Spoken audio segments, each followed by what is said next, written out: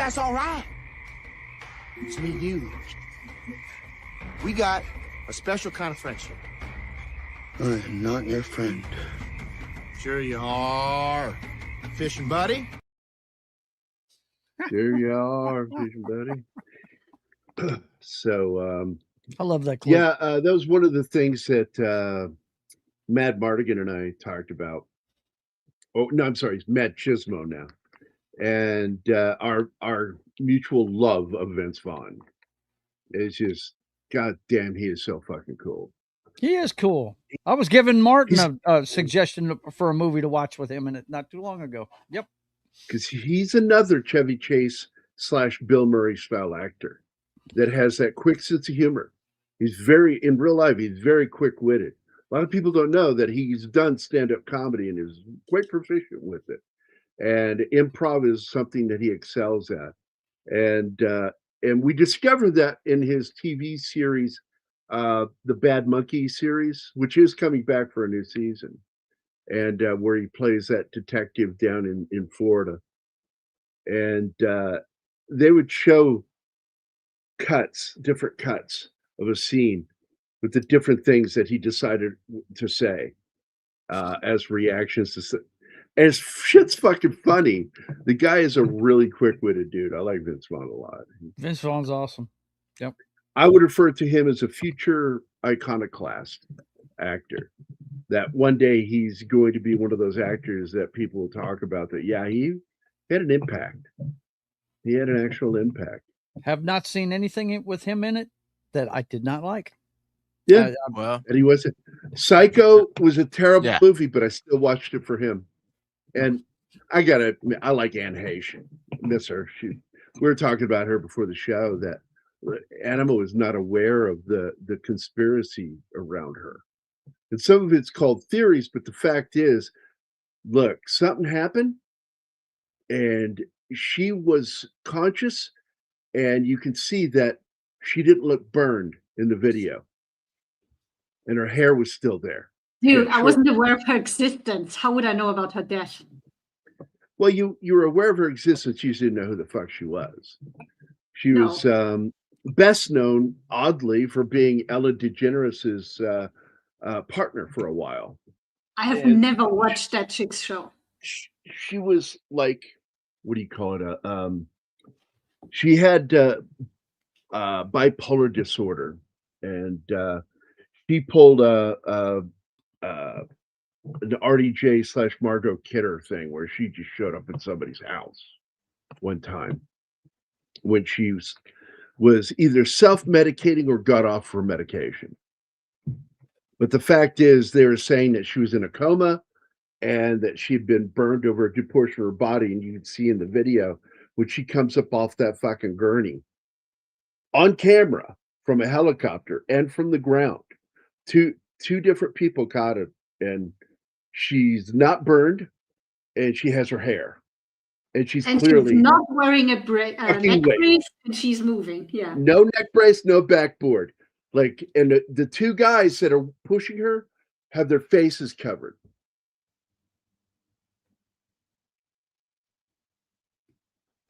You have a person that was in a major motor vehicle accident. There's no way they're not putting a collar on. These were paramedics, supposedly, not fucking fire. Firemen always. I've yelled at firemen when I've showed up on scene that had the fucking victims of a car crash sitting out on their fucking bumpers. It was at night when this happened, and my unit showed up, and the fire had them sitting on the back of their fucking rig's bumpers. And I looked over in the car, both sides of the car's windshield was spider webbed. And I'm like, why aren't these people on backboards with neck braces? And the fireman had this blank look on their face, and I went, the windshield, dude. They both hit the fucking windshield. Why aren't they fucking...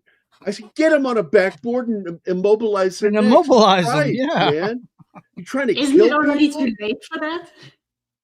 Good God. Well, you don't know. With a neck injury, you could be just sitting there like everything's fine one And moment, turn then your all of a head sudden, and you sever something. Yeah. Oh, I go mean, down. no, it's already severed. You mean you're talking about internal decapitation? You make Well, one wrong move. I'm talking about a Yes. fracture that doesn't show up immediately, is what I'm talking about. Not every fracture shows up immediately. And they could be sitting there all normal talking to you. Next second, they're fucking down. Also, you're in shock. You And you're won't like, feel it. what's going on? It's like, it's their fucking neck, stupid. So anyway, we're going to be doing this movie today. Lone Wolf McQuade. And I really like this film a lot. And it's for Chuck Norris, I refer to this as the best Chuck Norris film. And it's got a second best is Code of Silence. Those are two legit fucking Chuck Norris films, directed by actual directors and written by actual writers. Martin has a problem with them, but we'll hear what that is as we go along. But the I fact think he is, just doesn't like this. a lot of people don't know that John Milius was directly involved with the writing of this script, and he is one of my top favorite writers of all time and directors. And I liked the way that when they took the original story, they changed it into the lone Wolf McQuade character, because it was more of an enterprise kind of situation where there's a lot of people involved. And Milius explained this story only works if he's a loner, which goes right back to the gentleman that this movie was inspired by is Manuel T. Lone Wolf Gonzalez. Was a cop down in Texas. I don't think he was a ranger. I think he was with the sheriff's department down there. But he was one of those guys that took on a lot of bad guys. And he preferred working alone, didn't want to have somebody working with him on a case. And that's one of the great inspirations for this movie. Oh, hi, John. John's here. Who's all here? Let's go to the private chat. We got Gambit, Snotty, David Dredd, and Penny, and then John Osteen. And Real Popcorn. And Real Popcorn. Hey, what's up, buddy? Overall, better than Walker, Texas, right? Well, look, the thing that, and I think this is why he didn't get to do too many movies that were really good, is because he wanted the kids to not be freaked out, because he knew he had a large following of kids, fans that were kids.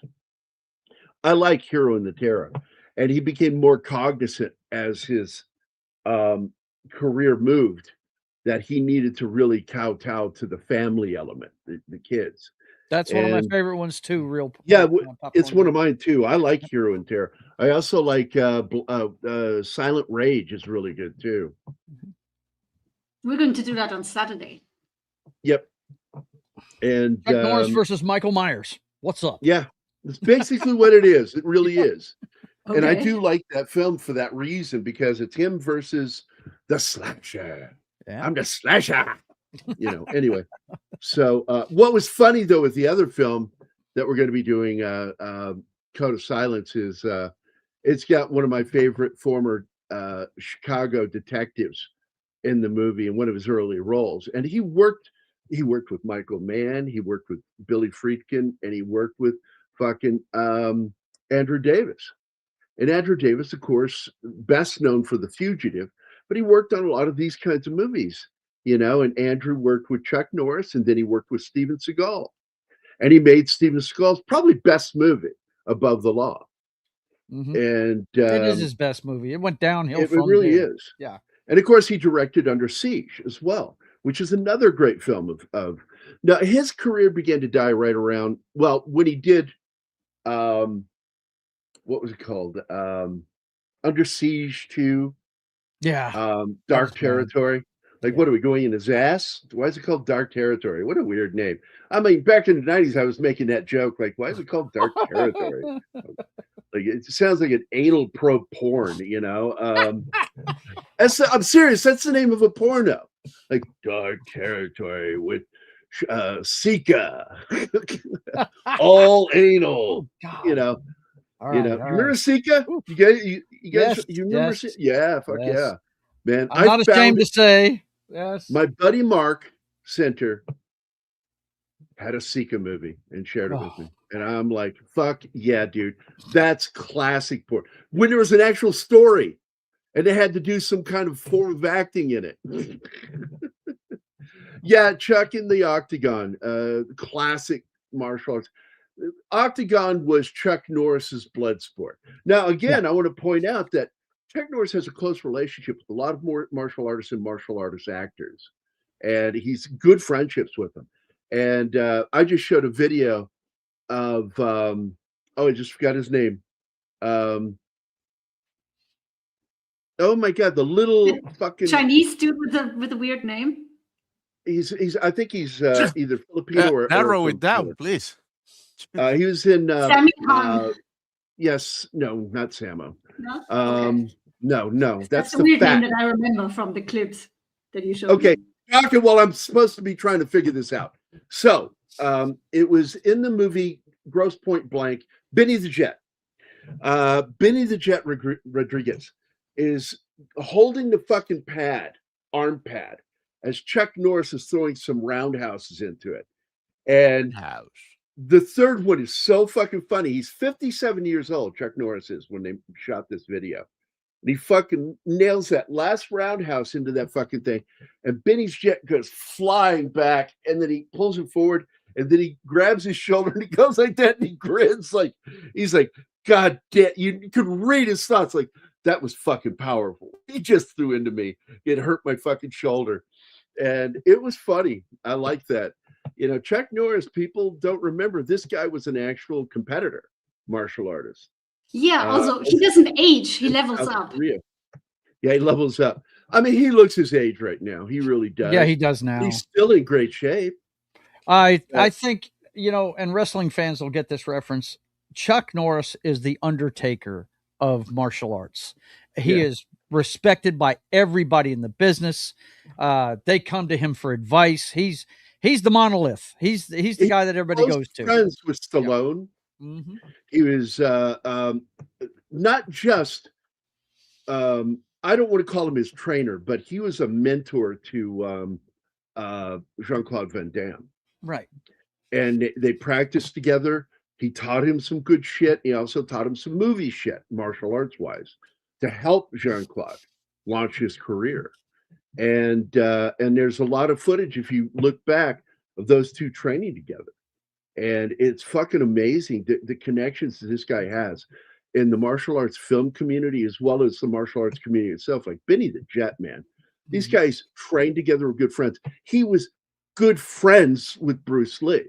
Oh, yeah. You know, and long before he was ever in that movie, they were talking. People don't know that. I love a story that Chuck tells about them being in a hotel room one night and they were just talking, you know, talking about some different things, philosophies and stuff like that. They ended up working out in the hallway of the hotel, and before they knew it, it was 6 o'clock. Trading off knowledge. Yes. Trading knowledge. Yeah. And people don't understand, you know, just how dynamic Chuck Norris is in martial arts and how widespread he is. And we won't learn this shit probably till he's dead. More people won't learn this shit. But it's stuff that those of us who are fans of his, as well as that's paid attention to his career, like most of my life, a majority of my life, I spent watching Chuck Norris. You know, first time I saw him, I was 7 years old. And I was like, that guy's fucking cool. And I loved it when Bruce called him. He says, I want you to be in my next movie. He says, I want you to be the guy I have to fight at the end of the film. He goes, well, who's going to win? He goes, well, I'm going to win. It's my movie. My movie. That's what I told him. My movie. Chuck just laughed. Because you know, toe to toe, Chuck Norris really took Bruce to task. Oh, yeah. Because they sparred. And he was a fucking good fighter. They It was a respected champion. each other. Air Force They had a champion. great friendship because they respected each other. Yeah. Well, he was, it's pretty you cool. know, an actual Air Force karate champion. Mhm. You know, and he went on a lot of, you know, there in South Korea, man, during the Vietnam War. He served during the war in the Air Force or Chair Force, or whatever you want to call it, civilians in uniform force. And but the fact is he did serve during the armed conflict. I think somebody probably advised him, says, "You have a last chance in the Air Force of going to Vietnam. Yeah. Not a Don't get it's not a shot at zero as much. chance. It's not a zero chance. Don't get but you have shot a lot at as less much. It's like my dad told my mom, you know, don't sign up in the Marines. You know, if you sign up in the Air Force, he's got probably about a 25% chance of going to Vietnam. Navy, about a 10 to 15% to be stationed around Vietnam. Army, 50% chance of being sent to Vietnam for combat. That's why my dad switched services Marine after his Corps, first gig. 100% chance of being deployed to Vietnam. The fact that you based that decision on the uniforms is so fucked up.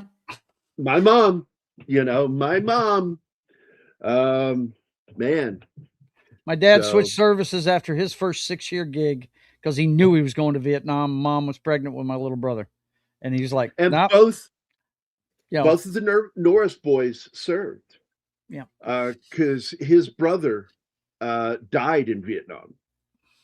He was killed in Vietnam. And and that's why the first Braddock film is dedicated to his brother, which I think was really nice. Mhm. But let's get to the chat here. Let me see who's it. When Norris meets Carradine, all hell breaks loose. Whether it comes to fighting or loving or killing, there's no one like J.J. McQuade. Yeah, it's pretty much, yep. These are all the taglines.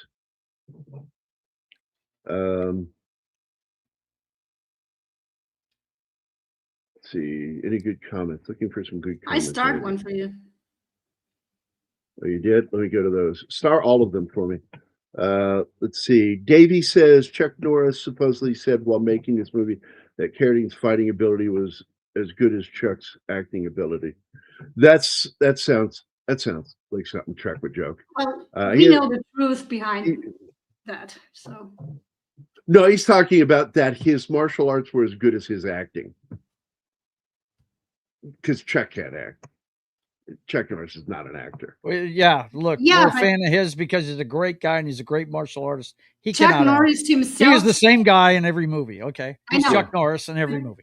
Chuck Norris said about Carradine that he knows all the techniques. He just doesn't know really how to use it properly. He has no control. He has no control. Control. He is making contact all the time. I want to get into the full thing on this, so I don't want to get into it right now. Apparently, Walker was originally meant to be a TV continuation of Lone Wolf McQuade. Yeah, in fact, Steve, the director of this film, was involved, and then suddenly not involved, and a lawsuit pursued. And look, I understand he had every right to sue. Yeah, but the fact is, he lost the lawsuit. You know, and he admits it. I lost it. You know, I didn't win it, but because the characters aren't the same. They said the characters are not the same, and you can't copyright a character. You can't. You can't copyright an idea. You know, apparently. So yeah, and it's sad, and I don't feel like Norris fucked him over, because that's more of a network studio thing. Yeah, that's not on the actor. Not Norris. Norris probably pulled for him, but show's going ahead. I'm contracted already to be in it, and he has to use his contract. You know, be true to his contract. And in the end, really, you know, it was a fun show. It's a family show. It's basically unjustified G-rated version. Yeah, come on. Unjustified? Joe. Unjustified. Okay. Or is it justified? It's justified, bud. Justified. It's justified. That's what threw me off. I was like, yeah, justified. Yeah. The one with Timothy Oliphant? Yeah, that's G-rated version. Yeah. It's the G-rated version of that. Right. And so justified. then it was an unjustified. Yeah. As Martin says. I love this movie when it came out, Chuck versus Carradine, a badass battle.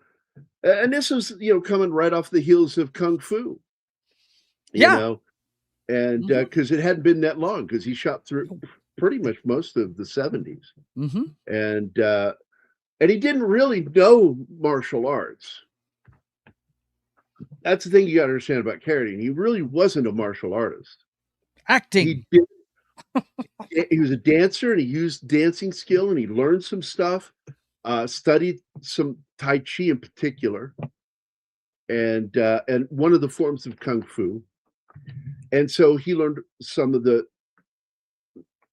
techniques, but as Norris would say later, he kind of reminds me, because I talked about this on the show before, like the most dangerous person in karate when I was in, studying Ishinryu, was a yellow belt. This is somebody who's learned the techniques, but lacks all the control.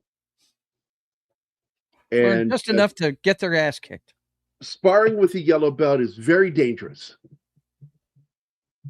Because, that's how I ended up in the hospital, because I was one of the junior teachers, and as a brown belt at the time, walking around, and I would go up to people, and Wayne, our co-teacher, because Mr. Hovey was my main teacher, but Wayne was another black belt in Ishinryu that was also teaching. He eventually broke away and created his own school, which is where Jim Woodward went. Jim studied under Wayne. And but Wayne was a guy that I knew personally, which is why I call him Wayne Whalen. And he was a very good practitioner of karate, very good teacher too. Really liked him, but I had a personal relationship with him. And when he broke off to the other school, I didn't call him sensei anymore. He wasn't my teacher. And some of the guys that were in that class wanted to fight me because I kept calling him Wayne. And I told the guy, I said, we can fight, but Wayne would be pissed when I tell him that you did, because he's a friend of mine, you fuckhead. The guy backed off. He's a personal friend. He's a friend of my dad's, so fuck you. Anyway, it's good to know, folks. It's good to Look at that. Nobody knows his thing. A whole lot of other Japanese words. There was this kid in high school, freshman year. I forget his fucking name. And he had a shirt. It was Bean, was his last name, Bean. And he was kind of like an albino. He had white hair, not blonde, white. And oh my God, everybody was after him. And I had to protect him so often. And which led to a funny moment, which I told you guys about before, where a guy I know, I won't say his last name, but I'll say his first name was actually his first initial, GT. And his mother was our school nurse, and he was on the football team, big, tall, black guy. And he's across the locker room from me after football practice. And Bean, for some stupid reason, tried out for football. I'm like, that dude, I think he weighed 55 pounds soaking wet. He was so fucking tiny and scrawny. And I'm like, he would hit somebody and it would knock him flying backwards when he would hit him. I'm not kidding you. I'm not. I believe it. It was funnier than shit watching him hit somebody and get driven backwards by him. And he's in the locker room, and GT goes, hey, yo. Well, I can't remember his first fucking name. His last name be. He says his first name. He's, come over here, suck my dick, man. And he's got his dick flopping like this, and he like wiggles it at him. And I'm like, Jesus Christ. And he goes, come on over, man. And finally I got tired of it. And I said, he wasn't really being mean. He wasn't being physical, because that's when I would intervene. He was just fucking running his mouth at him. But I finally got tired of it, and I said, I had no idea that was your sexual persuasion, GT. Oh. And GT looked at me, what? I said, I didn't know you swung that way. He goes, well, I'm not gay. I said, if you can maintain an erection while a guy's sucking your dick, you're gay. He shut up and went back to getting dressed. Damn. Yeah, man. GT was a funny dude. I liked him a lot. But anyway, he had that T-shirt on in 9th grade, and it says, "I know karate and several other Japanese words." And I looked at that shirt and I said, "Bean, you're just asking to get your ass beat wearing that shirt, you know. I only have 2 classes with you, so you're on your own in those other classes or in the hall." You know, I just like, you're just asking for it. Now, one thing I do want to point out early on in this is something I found really interesting about this film is it is a nod to the classic Spanish spaghetti westerns or Italian films. They're all shot in Spain, but they were Italian films, and so they wanted that kind of spaghetti western soundtrack, and so they went to Ennio Morricone, and who was going to write the theme to this, and he worked directly with Francesco De Masi in writing it, and but ended up not being able to take the job because he was working on another film at the time and was committed to it. So De Masi ended up being the composer on this film, and but Ennio Morricone did work on the main theme, and you've got a whistler that is from the classic spaghetti western films. It's the same whistling guy. Oh, wow. And they also have Franco de Gemini in this. He's the one who plays the harmonica. And he also played harmonica on some of the other stuff done by Ennio Morricone and other composers for the spaghetti westerns. And so I thought that was really cool. We got the moody harmonica used in this film by Franco de Gemini. God, I gotta close my eyes to say his fucking name. Oh, also, He's not Asian. That's Baltram right here. I fucking love this guy because he came up out of nowhere in the 80s. And the first movie he did, Robert Baltram, is he did the movie Eating Raoul, which is a classic fucking dark comedy. And I fucking love that movie. He is Raoul in the movie. And then he did this film. And he started getting a lot of TV work. A very good actor. Much better than the way he got treated later. I think he got typecast, and I kind of blame Star Trek, even though it being a good career for him, it shut down his career after Star Trek, Voyager. Martial arts actors, I liked when they started selling throwing stars in mall kiosks. Not only that, but nunchucks, dude. And they eventually outlawed them in Virginia because so many of those kiosks were selling them. They were everywhere. And it led to a funny moment with Mike Beatty, Jim Woodward, David Gray, God, who else was there? Mike Anderson was there, God rest his soul, and Bennett Sumner. And we got out of Stump's van, and he just died, by the way, my buddy Stump, Charles Clay. We called him Stump because he was short and stocky, like a stump, like a tree stump. And we all got out of his van, going over to Kel's Arcade, and some fucking kids talking shit to us in the parking lot. And the guy had a fucking pair of nunchucks, and he was doing some fucking basic spins with it. And without even really thinking, I took them from him midair. And then I did a little technique, a little back over the hand behind me and then back up. And then I caught him, and then I tossed him back to him. I said, "They're okay." Not very good for fighting. And that stupefied him. And we just walked away. That nothing else was said. It was funny. Taking the fucking nunchucks from somebody. I have my moments. Off to Paris soon. I'll catch this later. Tim, please have a safe trip. Take care. And whatever you do, don't drink the water in Paris. Don't. Get bottled water. You'll thank me for it later. That's right. By the way, I have 2 videos to run here. So let's begin with. He was running from something, sir. And then he crashed into a DUI checkpoint, committed 10 felonies, and not to mention FUing a room full of cops. You FU me all the time. Fuck you, Kyle! I love that video. And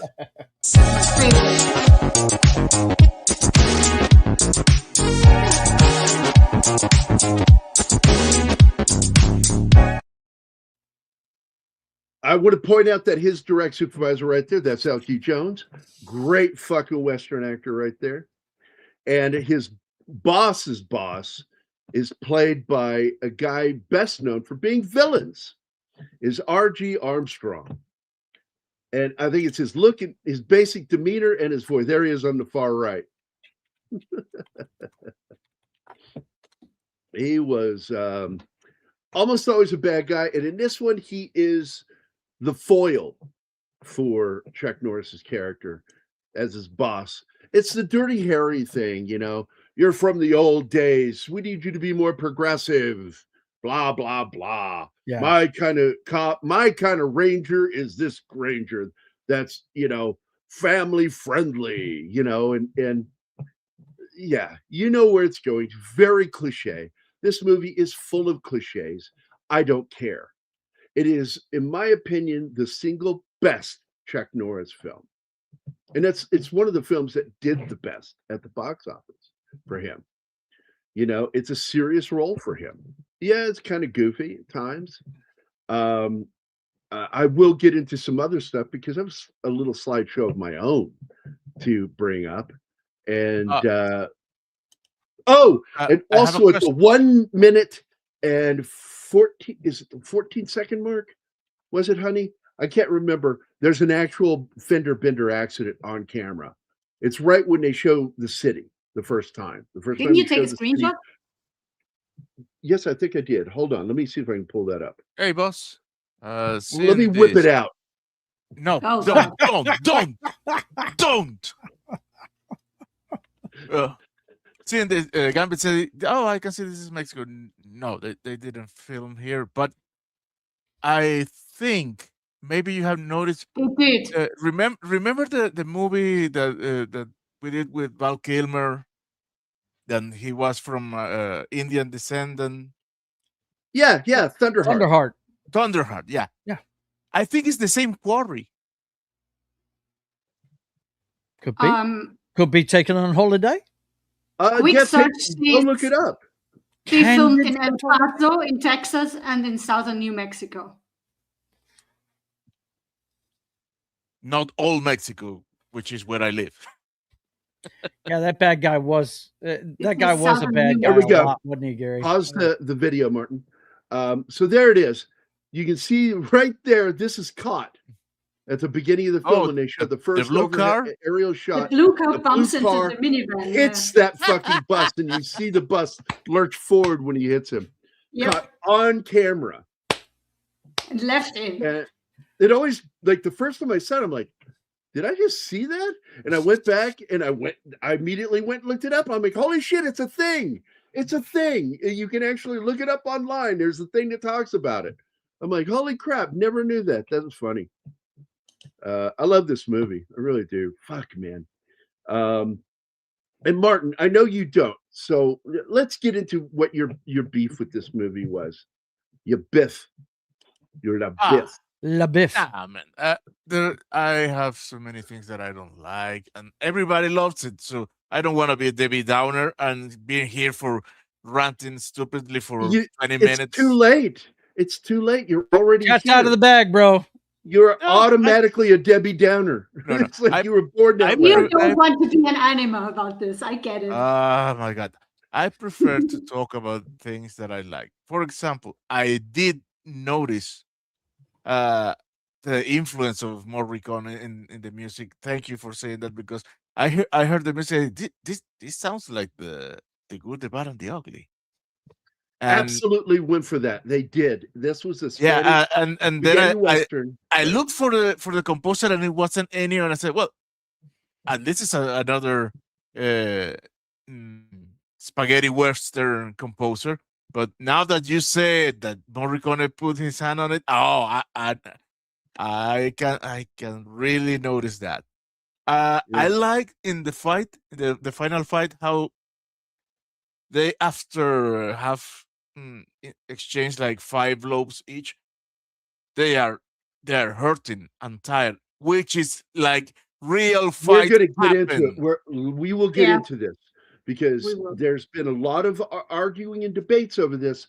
But I will take the director and Chuck Norris's statements over David's, because I don't want to call him a liar. I just don't think he's the most honest fucking guy in interviews. I really don't, David Carradine. So I do want to point this out. I forgot to mention this the other day. There is an X-rated moment in the Braddock film, and this is it right here. Oh my God! Oh, Yeah. God. I'm like, what are you doing, Chuck? No. Nada. Da-da-da-da. Nah. Na-na-na-na. Du-du-du-du-du. I like it when this one guy went around with a video camera, just walking up to random people at restaurants and stuff, young people going, "Ma-na-na-na," and the person's like, "What?" And like all these people, and then all of a sudden this You young have to guy, say moo moo in his moo, early- moo, moo. this young guy that works in the kitchen in the back, he walks up to him and he goes, "Mana mana," and the guy goes, "Do do do do do, mana mana do do do do." He starts getting into it with him. I'm like, "Fuck yeah, that kid's cool." Now again, David Carradine never learned or really studied any martial arts. He never did. He was trained with some stuff to do on camera by guys that were practitioners, and so he went and eventually, though, became a serious practitioner of Tai Chi. Yeah, but nobody ever taught him to fake it for the movie. No, he doesn't know how. All he knows is that he worked with stuntmen that rolled with the kicks and the punches. He was never taught how not to fucking hit. Because And he never makes got hit. contact. He's always the one He who was does the one it. throwing the kick. Exactly. He's the one throwing the kicks. And so Chuck Norris kind of got into this, and he brought up that it led to some friction. And because Chuck didn't like what he was doing, and including when he hit the girl playing his daughter, when he does that back fist and knocks her to the ground, he really fucking hit her. So Yeah, when she's not acting. when you see her grab her chin, he's really grabbing her chin because he fucking hit her. And he kept hitting Chuck. And he wasn't doing any face shots yet. But Chuck told him, he says, "Hey, man," he says, "I'm okay with these body shots, but if you tag me in the face and bust my lip, I'm going to have to hit you back. So don't mess my face up for other shots." And it got, David to chill out a little bit. And but he didn't know how to fucking pull his punches or kicks. And Chuck rolled with it.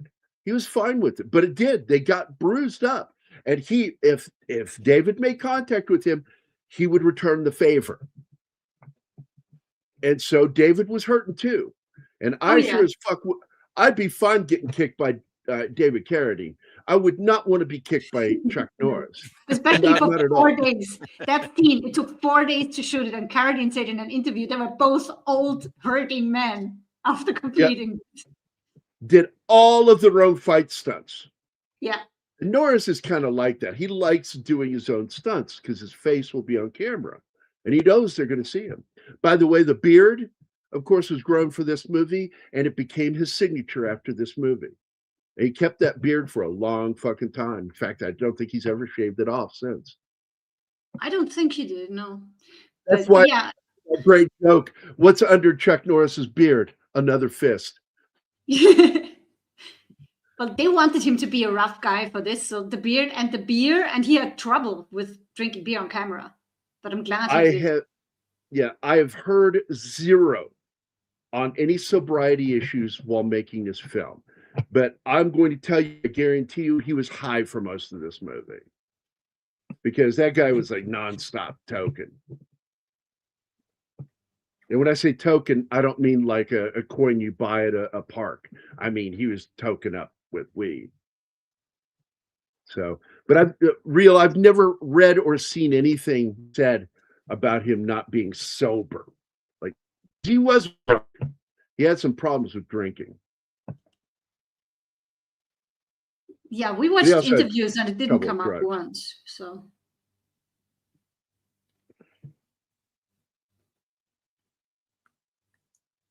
Gambit, this is one of those moments where I go, really?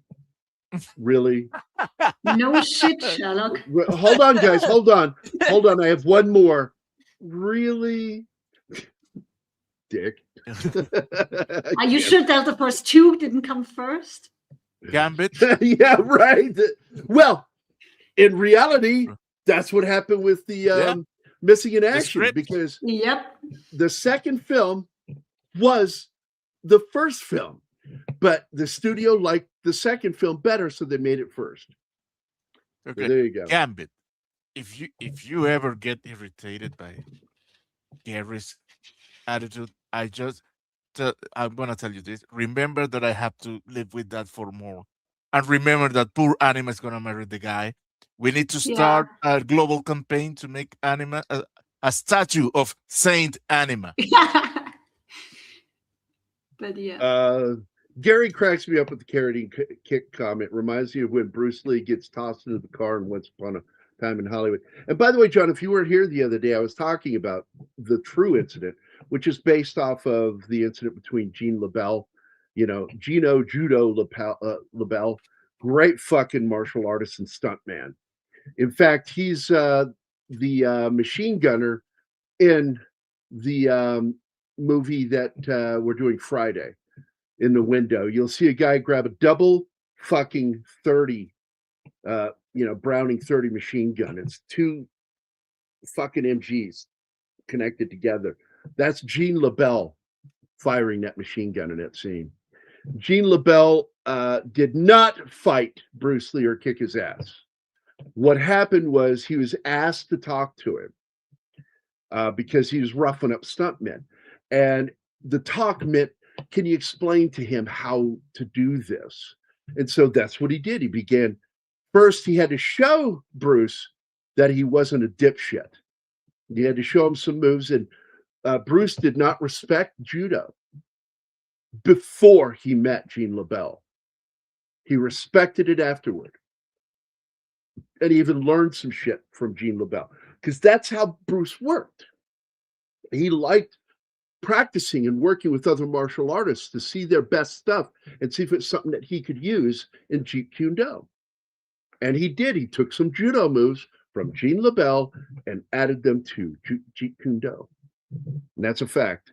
And Gene LaBelle went and talked to him. They practiced together, and he did. He put him in a hole that Bruce couldn't get out of. But he didn't piss and shit in his pants like Steven Seagal. He didn't throw him into a fucking car. It was a very respectful practice session, and that's all. And I think nobody bitches like Seagal. Seagal's a fucking liar. And a pussy. Yeah, like if you listen to his side of the story of what happened at Stallone's with dealing with Jean-Claude Van Damme, it's nothing like the story that's told by everybody else at that party that saw it. Yeah. So who are you going to believe? Everybody or one pussy? Number one, I will believe Stallone any day of the week because the guy is so fucking honest about shit. Yeah. And it's just he's one of those guys that if he tells me something happened that way, that's how it happened. And he's not there to make someone look bad. He's there to tell the truth. He told the truth when he talked about it to other people. See, let's get to this. I never liked Carradine and hated the Kung Fu series. A lot of people didn't like it, buddy. A lot of people. I liked the series as a kid, but I'm not interested in it since I became an adult. I've gone back and watched a few episodes only to see the actors. Like Harrison Ford's in it a couple times. And I went back to see his episodes. Specific episodes I went back to see, and that was it. It was silly. It was a family show. Kung Fu was, well, there's debate over that, buddy. If you listen to the movie Dragon, oh my God, it's totally stolen. But then when you start listening to other people's stories, you go, well, I can see where it influenced it. The big thing here is Kung Fu. Bruce Lee was one of the guys that auditioned for it because he wanted that part, and the producer liked him, but he didn't get it because the studio network weren't interested in hiring an Asian man for TV to be a star of a show. They didn't think that an Asian actor could carry a show. And that's why So when they took Green Hornet, yeah, Hollywood. Imagine that, man. Aren't they the Nothing progressive ones? changed, really. They're just as racist today. They're just as sexist today as they ever have been. They just like try to, give money to the right people, and talk and rub elbows. Hiring people because of their skin color is just as racist as not hiring them because of their skin color. It's the same fucking thing. How could anyone hate the Kung Fu series? No, I can understand an adult not enjoying it. I really could. Ironically, his son Brandon would star with David Carradine in an 86 MFTV sequel to the 72 original Kung Fu called Kung Fu the Movie. I didn't mind Kung Fu Snorty, although I wish Bruce Lee might have crossed the threshold. It would have been nice if the fucking studio system wasn't racist like it is. Still is. I watched Seagal Sheriff Reality. And I think one of the funniest things about that show, and actually Tom Segura made a joke about it, because like Tom Segura has like really made some great jokes about Steven Seagal, man. And he says like his problem with him, and I caught it too. Like when he starts like talking to black people from New Orleans, his accent changes, the way he speaks changes. He begins to adopt a more cultural way of speaking. And I'm like, that's weird. That's like when Tarantino got on that show with a bunch of black actors from one of his movies, and suddenly he starts talking like he's a black man. And I mean, it's like you can't fucking ignore it. Do you know what I'm talking about, Joe? That interview? Yeah, I know what you're talking about. That shit was fucking nuts. It was right after he did the movie Django Unchained. And I'm like, why is he talking like a black guy? That's really weird. Tarantino's weird, but hey. Yeah. I like him, but he is weird. What? Wait, is he not black? It's a good question. By the way, you'll see here Chuck Norris is wearing the classic blue bib, and he also wears a red one that's clearly supposed to look like it's sun faded. And it's not. They bleached it. They bleached. Yeah, it's kind of orange.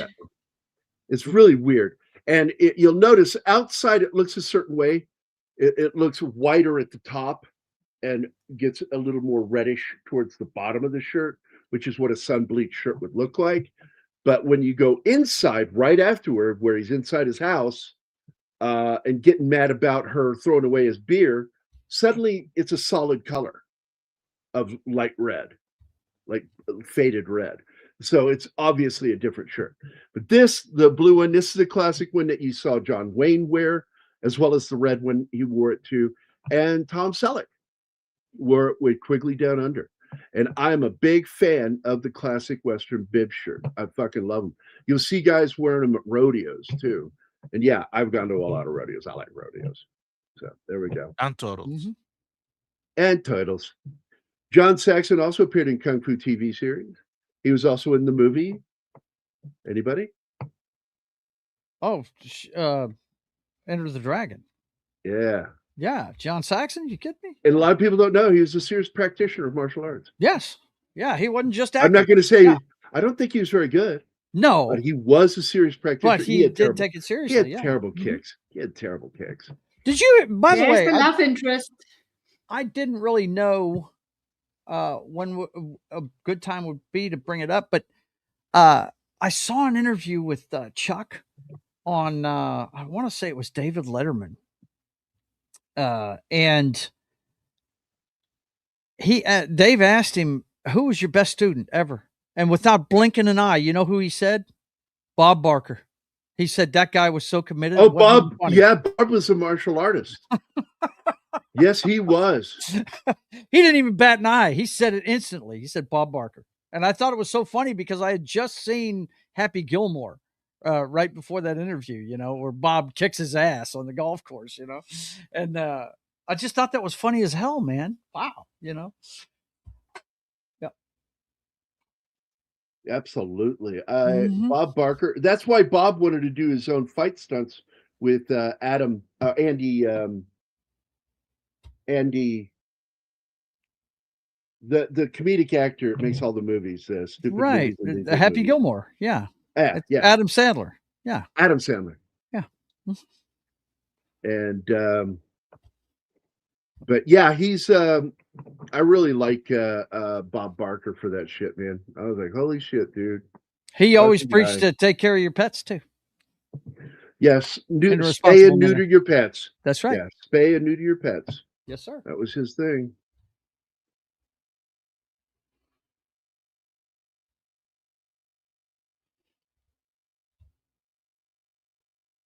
So who is the love interest, Anima? I heard you mention her.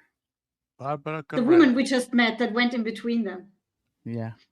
She's the good female character in this because I hate his daughter and I hate his ex-wife. Oh, they're both whiny and entitled, and his daughter acts like a fucking 5-year-old. The way she jumps at him and daddy this, daddy that. Come on. Yeah. By the way, another actor, and here's a friend of mine, Bill Sanderson. He's the guy with the frog eyes, you know, the French, thick lens glasses that they catch, and kind of LQ Jones fucking fake tortures him. Oh yeah, that was fun. I like that. And so it's kind of cool seeing somebody I'm actually like friends with in the fucking movie. I'm like, oh wow, that's, you know, I told you you could play that stupid game, 60 degrees of separation with me. Mm-hmm. It's like you will probably get a connection to even classic actors within 6 with me, at the most. A new guy we called Crazy Ernie, who always bragged about his martial arts. In fact, I'm only 1 degree of separation with Kevin Bacon about his martial arts. He said a real man doesn't need a gun. He changed his tune when he was beat up by 3 guys and became a complete gun nut. Yeah, I know who you're talking about. I've heard of that too, buddy. Crazy Ernie, is that? Wait, no, I'm thinking of another dude that did that on a fucking video, and he was being very condemnative of like men with guns. You got to prove yourself with a gun, and it's like, have you ever had armed people come at you? You're gonna try to fist fight them? Let's do it the way men do, and then they shoot you because that's a dumbass idea.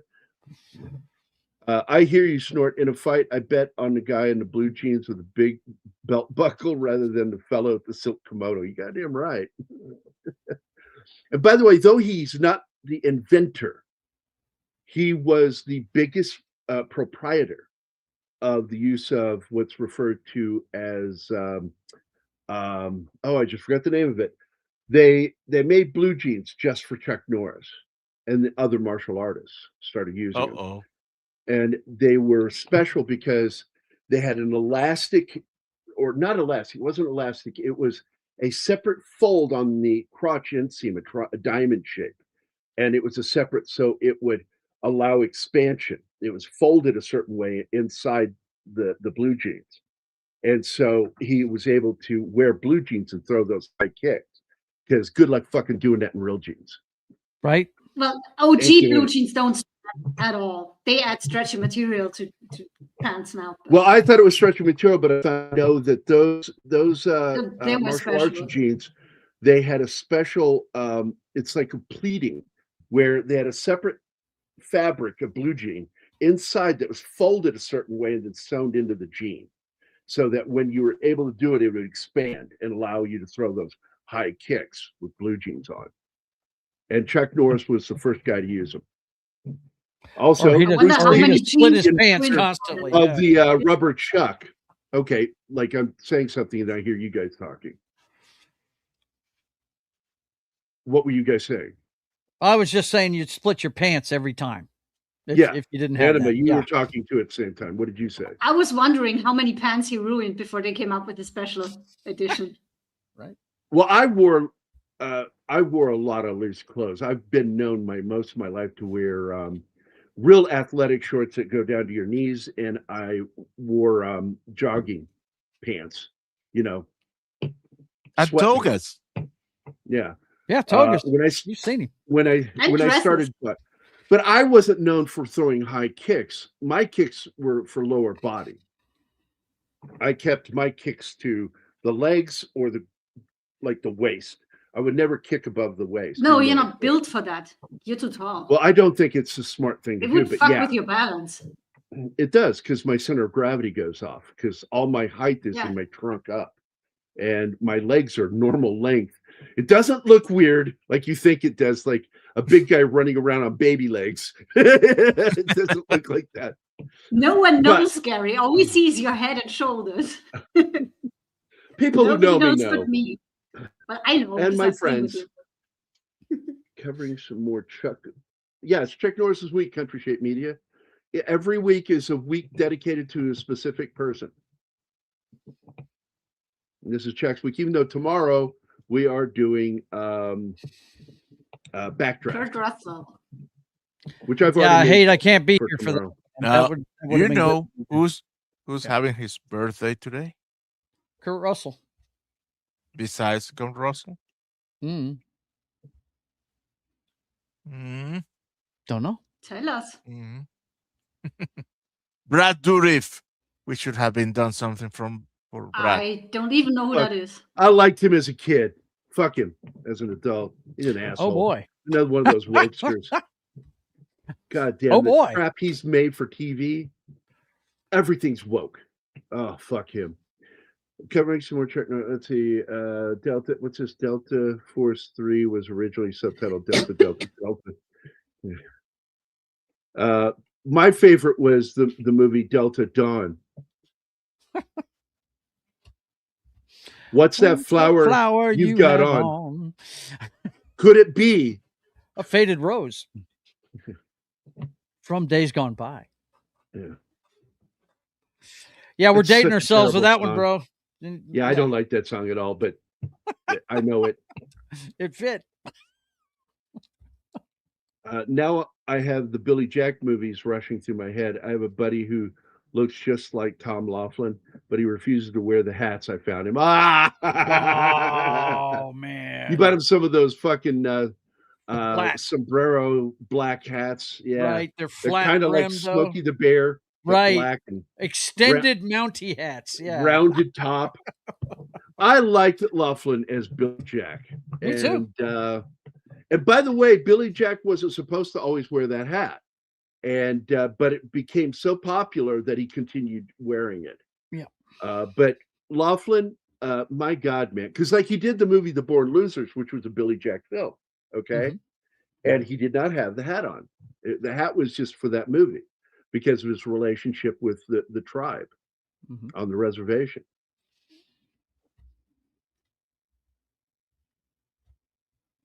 Yeah, I look, dude, it's a good movie, and Anima really enjoyed it too. Not my favorite of the Chuck Norris movies we're doing this week. So what I was going to say about Billy Jack was one of the most famous scenes from Billy Jack is I'm going to kick you on that side of your face with this foot. And you know what's funny? What? Not a damn thing you can do about it. And then he kicks him. But that's not Tom Laughlin throwing the kick. He couldn't do it. His teacher did it, who was also in the movie, his sensei. And so he's the one who actually threw that barefoot kick into that guy's face. Wow. Got his sensei to do a stunt for him? Wow. Yeah. It's not the only one because he did a couple of them for him because there were kicks that he was not as proficient at. Yeah. And his teacher was better at. So he thought it looked better if he let him do it and then take credit for it. Stolen valor, you say? No, it's not. Make So it look Country good. Shape It's Media. a movie. Well, he By just the said way, he I took didn't credit say for it. hi to you. Yeah, it's a joke. It's a joke. Just fucking settle down. Country Shape Media is here. My number one favorite avatar. And of course, he's here at the same time as my other favorite avatar. My number one favorite, Davy Dread, right there. Fucking love those avatars. Both I think Dave's remind been me around of for a bit. something connected to Blade Runner. Because Penguin's Girl is here too. one is Roy Batty, and the other one is hold on a second, is basically James Hong as Michael Myers. I only do eyes. So there we go. Plus, I didn't say hi. I don't think I got to say hi to Reed. Yeah, and I love John Saxon. I've actually gotten to talk to him. He used to have a little bulletin board thing. It was live that you could post to that was hosted by somebody for him. And he would get on there and talk to people. And a really nice guy. Nicer than me. That's a low bar, my friend. Come on now. Gene Siskel on the Chicago Tribune gave the film 2.5 stars out of 4. And yeah, he didn't like it, but Honestly, fuck him. He doesn't understand action movies. But Roger Ebert actually did. He gave it 3 out of 4, I think. 3 out of 4 or 4 out of 5, something like that. He actually gave it a good review. Hey, Very Vegas nice girl is in review. the house. Bingman's girl. Oh, there she is. Hi.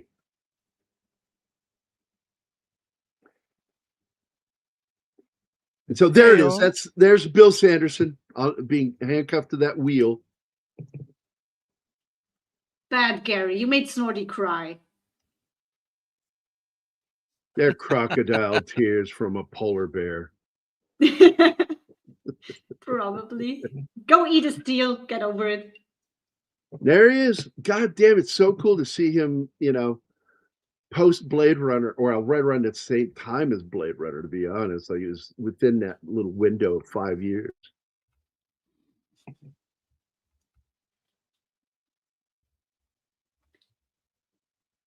One of the things that bugged me about the movie, that they kept the disease from the book, in Philip K. Dick's book, called Methuselah syndrome. And I'm like, there's actually a disease that this is. It's called progeria. Yeah. Like just use the fucking disease name, because it's real. It's not going to disappear before 2019. And it's good to raise awareness about diseases like that, because there's no cure. Yeah. So they missed out on that.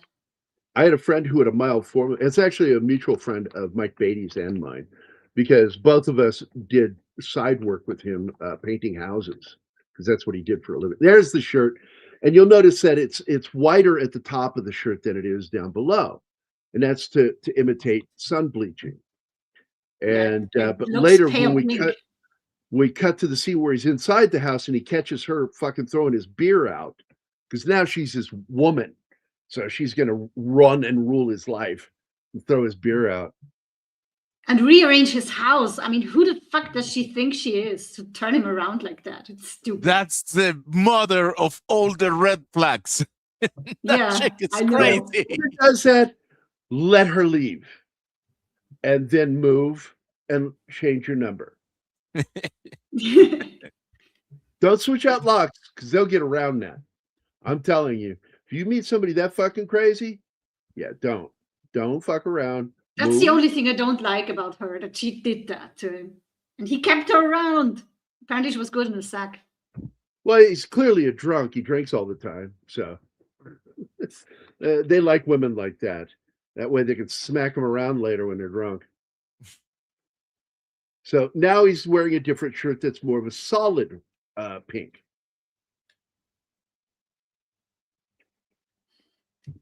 Where's my stuff? Yeah, and we have Gary's favorite scene from this movie coming up. Oh boy. Yep. Yeah. Look, damn, but don't even share that fucking one, man. I'm about ready to delete that one, because that asshole fucking pissed me off. I remember reading that review. What an asshole. Calls this fucking movie overly violent. What a cocksucker. Who said that? But he loved The Godfather. Fuck him. That's more violent than this thing is. Fuck yeah, it is, and gorier. There's no blood splatter in this fucking movie. Chuck Norris doesn't do gore. He does Zero. action.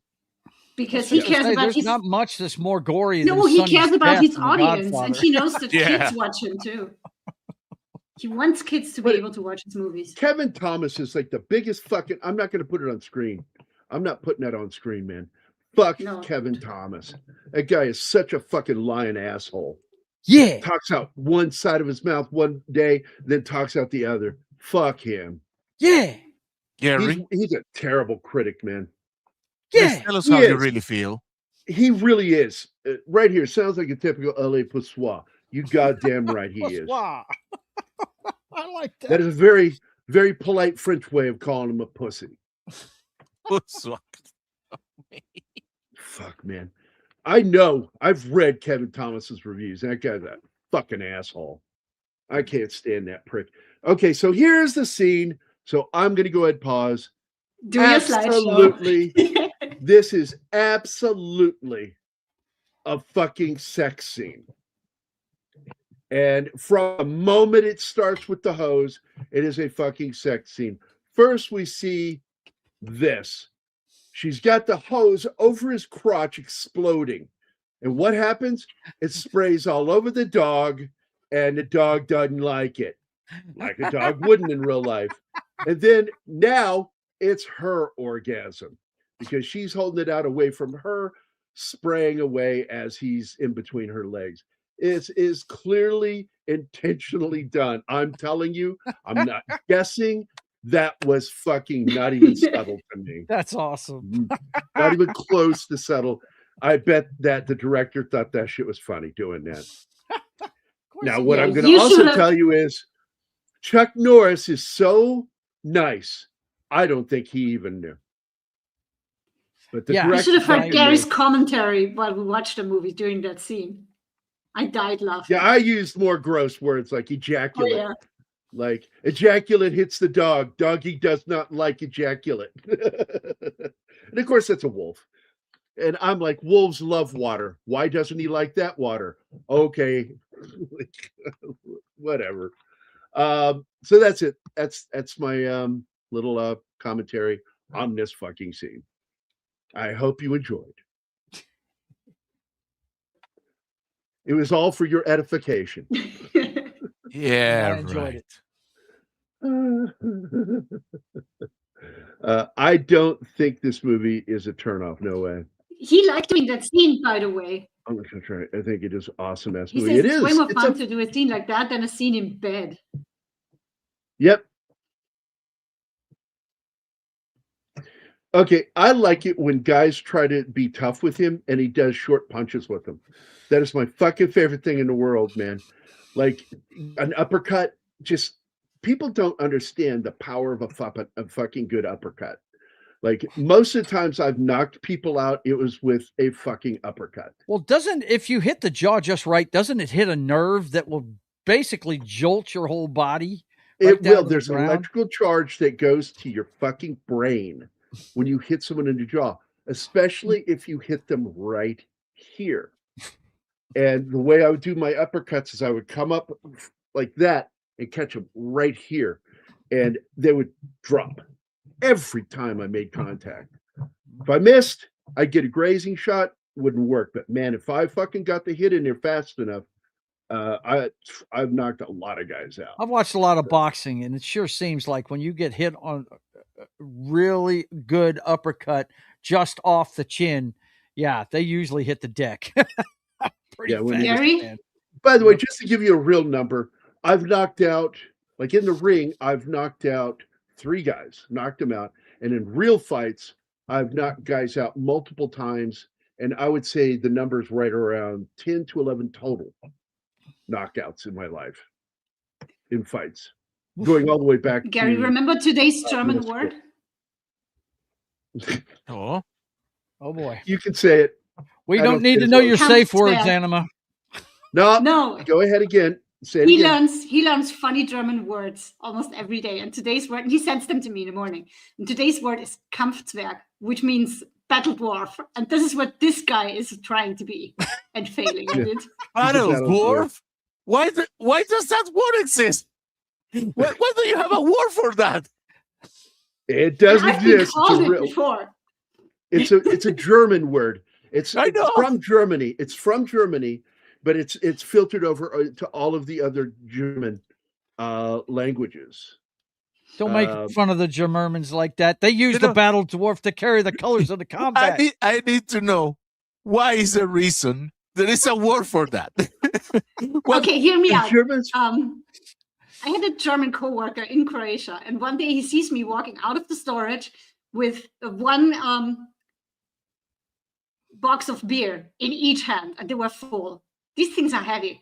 And he looks at me in disbelief and says, next time call me Battle Dwarf. Yeah, they use it. They use that word, and they've been using it for me. All right, I'm going to share a screen here. This is the gentleman who plays the Battle Dwarf here. Remove ad screen. There we go. Daniel Frischman, and you've seen him in other things. He was an Ewok. He was a regular on Night Court. Here he is knocked unconscious in Married with Children. By the way, he is still alive. A lot of people go, dwarves don't live long lives. He's proof that that's not totally true. Here he is. It depends.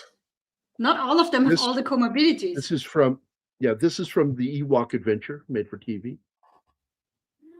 And he's been in a lot of good stuff, man. Amazing stories. Night of the Creeps. I fucking love that movie.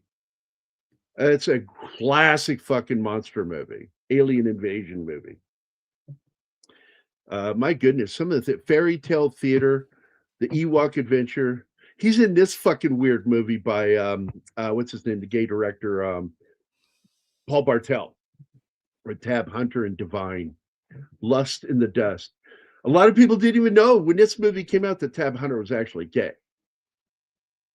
and it's what killed his career. Is Hollywood found out. He was outed in Hollywood, but not in public. It was later that it would come out in his biography, a little documentary about him, that it was found out that he was gay. But Henry Silva's in it too, man. Fuck, man, this movie's crazy. Never seen it. This is a movie to fucking check out. It's not great. It's 5.9 out of 10. No, but it's funny. And I think that's a fair score for this movie. Yeah. But it is fun. I laughed my ass off one, this movie. It's so fucking ridiculous and over the top. But anyway, this guy's a good actor. But he hasn't done anything since what? Designing Women. That was it. 1989 was the last time he did anything. So there you go. Back to the slideshow. Or I could do the interview right now if you guys would see the interview with Chuck Norris. Oh yeah, let's see it. It's just about 4 minutes of him talking about David Carradine. Has Chuck that you're really two different breeds of people. He's very much brought up in the Hollywood system. People think she's great. I cannot stand Bobby. Anima and I've seen a lot of interviews from her, and she annoys me in her interviews. But she actually asks a solid, good question here of Chuck Norris. And has that background. And you try as much as possible to stay out of the Hollywood scene. So how did the two of you blend together in this working situation? Well, as actors, it blended very well. I enjoyed working opposite Carradine because he's a very good actor. In the martial arts aspect of it... I apologize. I'm going to pause here because a couple of people popped in. Connie Cleary is here. Hi, Connie. Connie. And I saw Sander jumped in. Sander, what's up, buddy? Yes, and Igle is here too. Wollen Sie den totalen Krieg?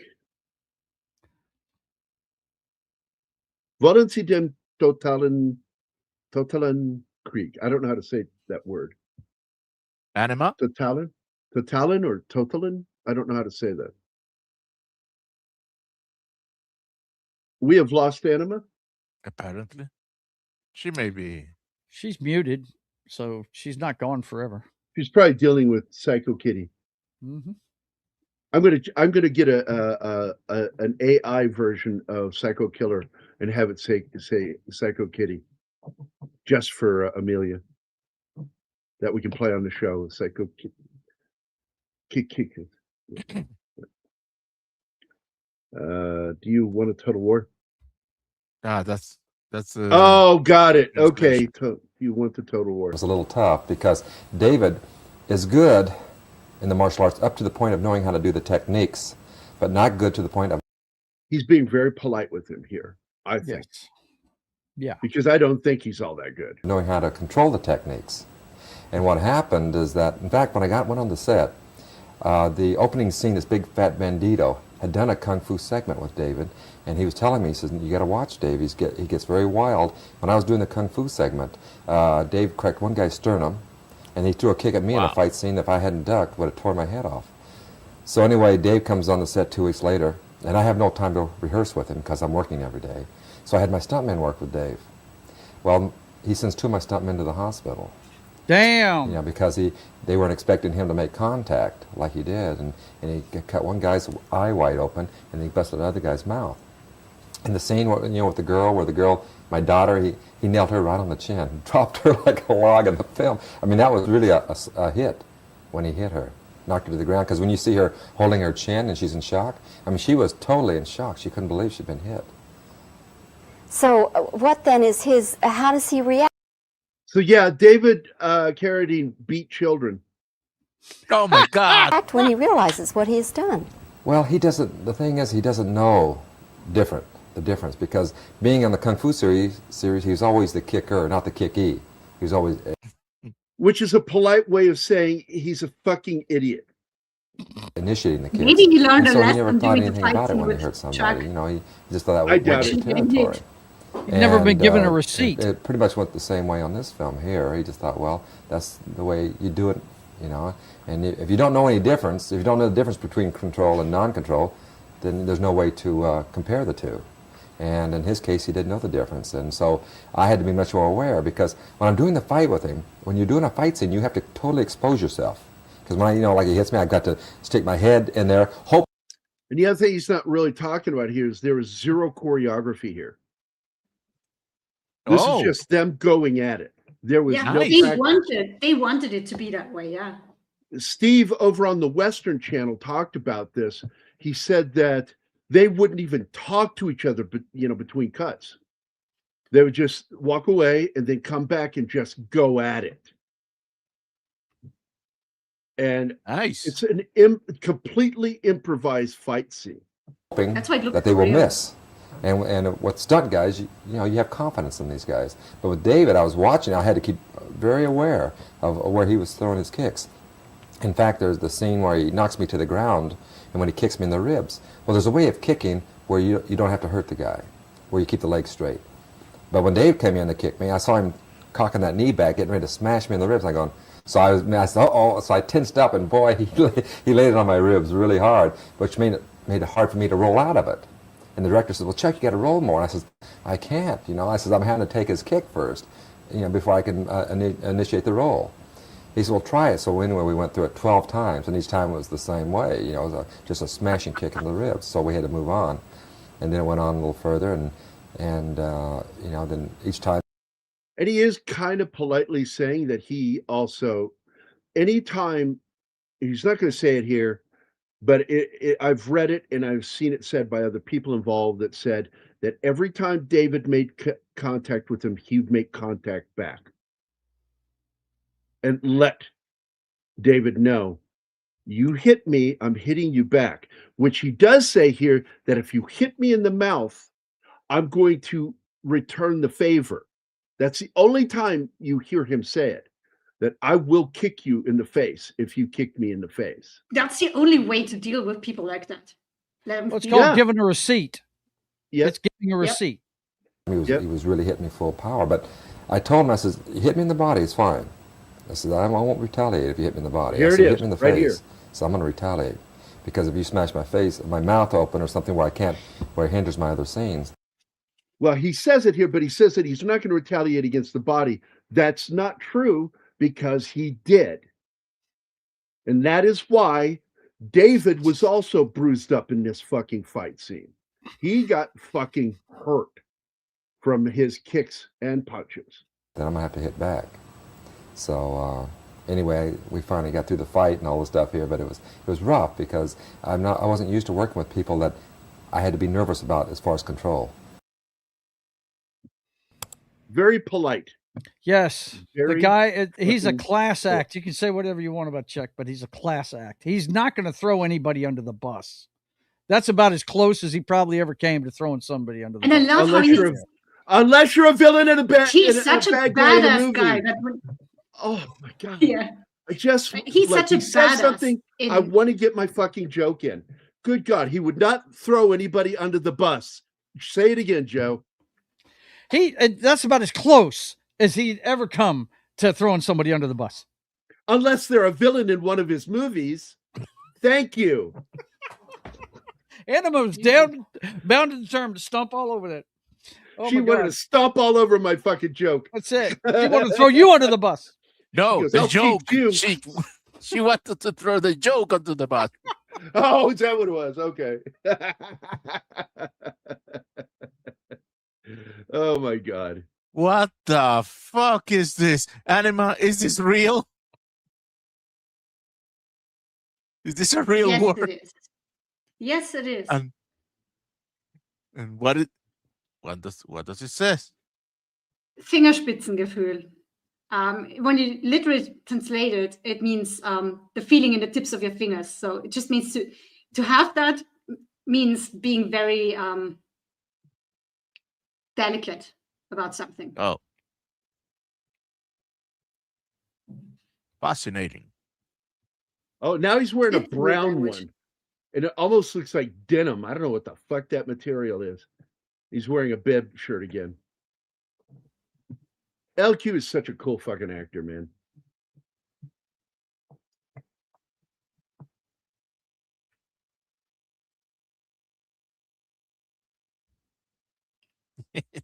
Yeah, these boots are made for stomping on jokes.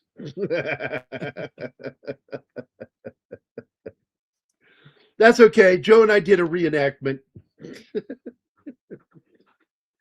So the joke could land. What the freak is this? Oh, Sanders that is showing is- off now. No, A that's a song? line from Falco's song Genie. Mm. Oh, I don't know that song. Was it a good one? It's a rough one, if you know what Not it's one of about. his better ones. Good. Oh, it's about I like it. rough- I rough- like it. Is it about rough but, sex? No. Yeah. The hell happened when I was stepped away to get some water? Good Lord. It I don't is- know. No, she said it's a rough one, and so I'm like Yeah. it's rough sex. It's Or about a what? dead girl. Oh, okay. She's not even hearing you. You see, Joe. No, have I to just live got a with very this. thick skin. I've been with that guy for over 4 years, Joe. Oh, I hear Not have a very inch thick of skin when it skin comes on to her that. body is thick. It is all soft to the touch. you. Look, Uh, Don't fall I don't for know that if I shit, can take guys. all this foreplay talk you guys are doing. You're giving up safe words, and I mean, We- come on. that's him doing it. I'm not doing anything here. Stop blaming Yeah, me, right. Joe. Right. You're not egging him on involved at in all. this. No, no. It could mean that David didn't Not like the stuff, man. intentionally. I'm not crazy. No, I think that it was just simply. I don't think that at all. No, I don't think that was an issue with the stuntman. I think it just David doesn't know how to pull punches. Yeah, Nobody it's- ever taught him. It sounds obvious to me. Yeah, he never got a receipt for what he. Look, when I say receipt, if you've ever seen in a movie called "Fighting with My Family," a Vince Vaughn movie, the one I was trying love to that tell Martin- movie. I was I'm the trying one to I've get been Anima trying to watch that with me. Yeah, and I was trying to sell it to Martin the other night, but it's a true story about Paige, the youngest girl to ever win the WWE Championship in the female side of the house. But there's a scene in that movie where you've learned about receipts. You know, you're supposed to pull your punches, and when you don't, most of the time you'll get a receipt. And when you get to the WWE level where they're taking cheerleaders basically and models and trying to make her refs, they don't do it that way. This is a thing that only happens between real martial artists. So maybe that's why David didn't get too many receipts, because he wasn't really a real martial artist. He didn't really study the craft all that hard, So maybe that's why he never got one. But yeah, that's what it means to get a receipt. If you are supposed to be sparring with somebody and not hit them hard, and you do, they're going to hit you back for sure. It's called giving a receipt. Yep. That moment was brought to you by Backdoor Beaver. Oh no.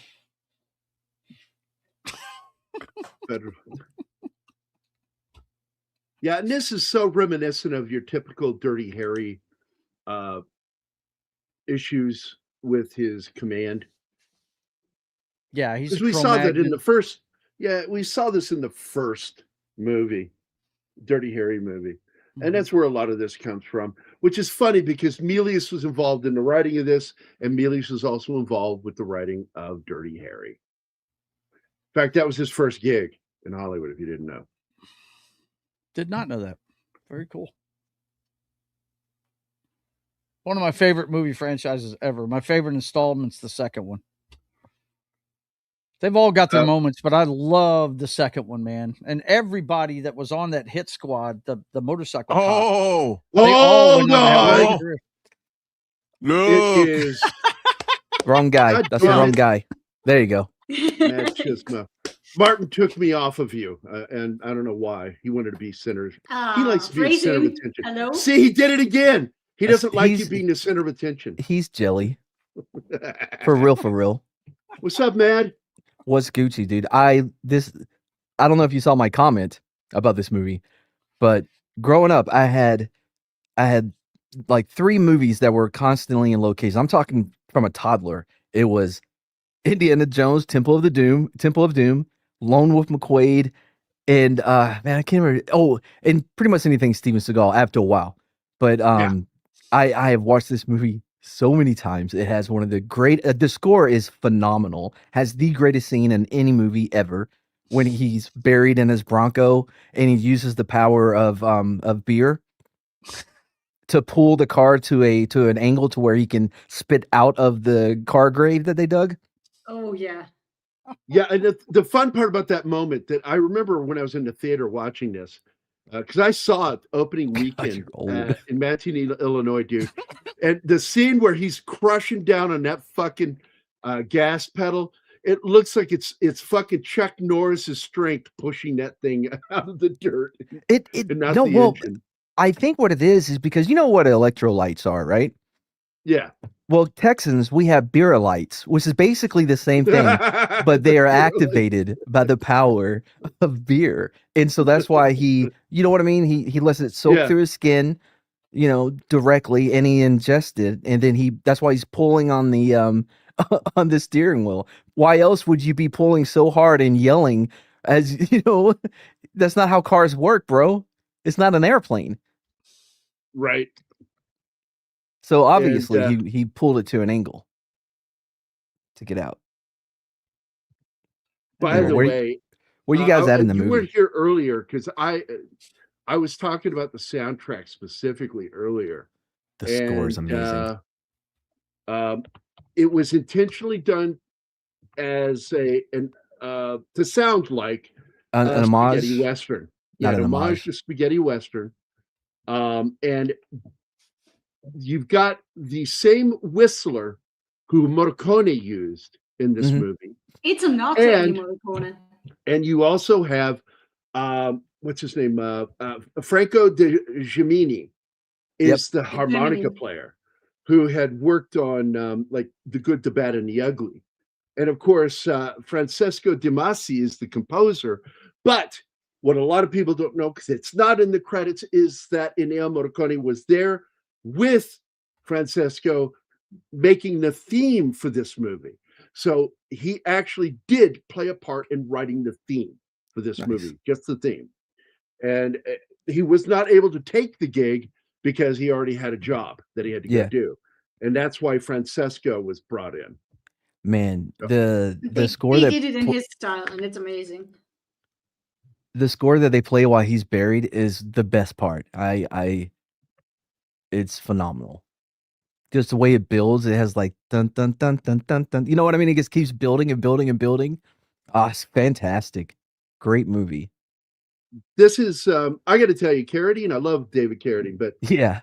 he's fucking batshit crazy. Like Yeah. he's the only one in his family I think that was nuts. The rest of his brothers and his dad were very grounded people. Carradine, it was the drugs, dude. Did you I notice think he never wore a belt in this movie? Yeah. Sorry, that was. Yeah. But I would refer to David Carradine as being short of a burrito. You know, he's just not all there. So when he says things, I take it with a grain of salt with things, and he's full of shit. He's full of shit. If he said that, and that's in his bio, which I assume it is, he's full of shit. He's absolutely, and Chuck would never fucking say that. That it's going to go beyond it. No. It's a good fight. Yeah.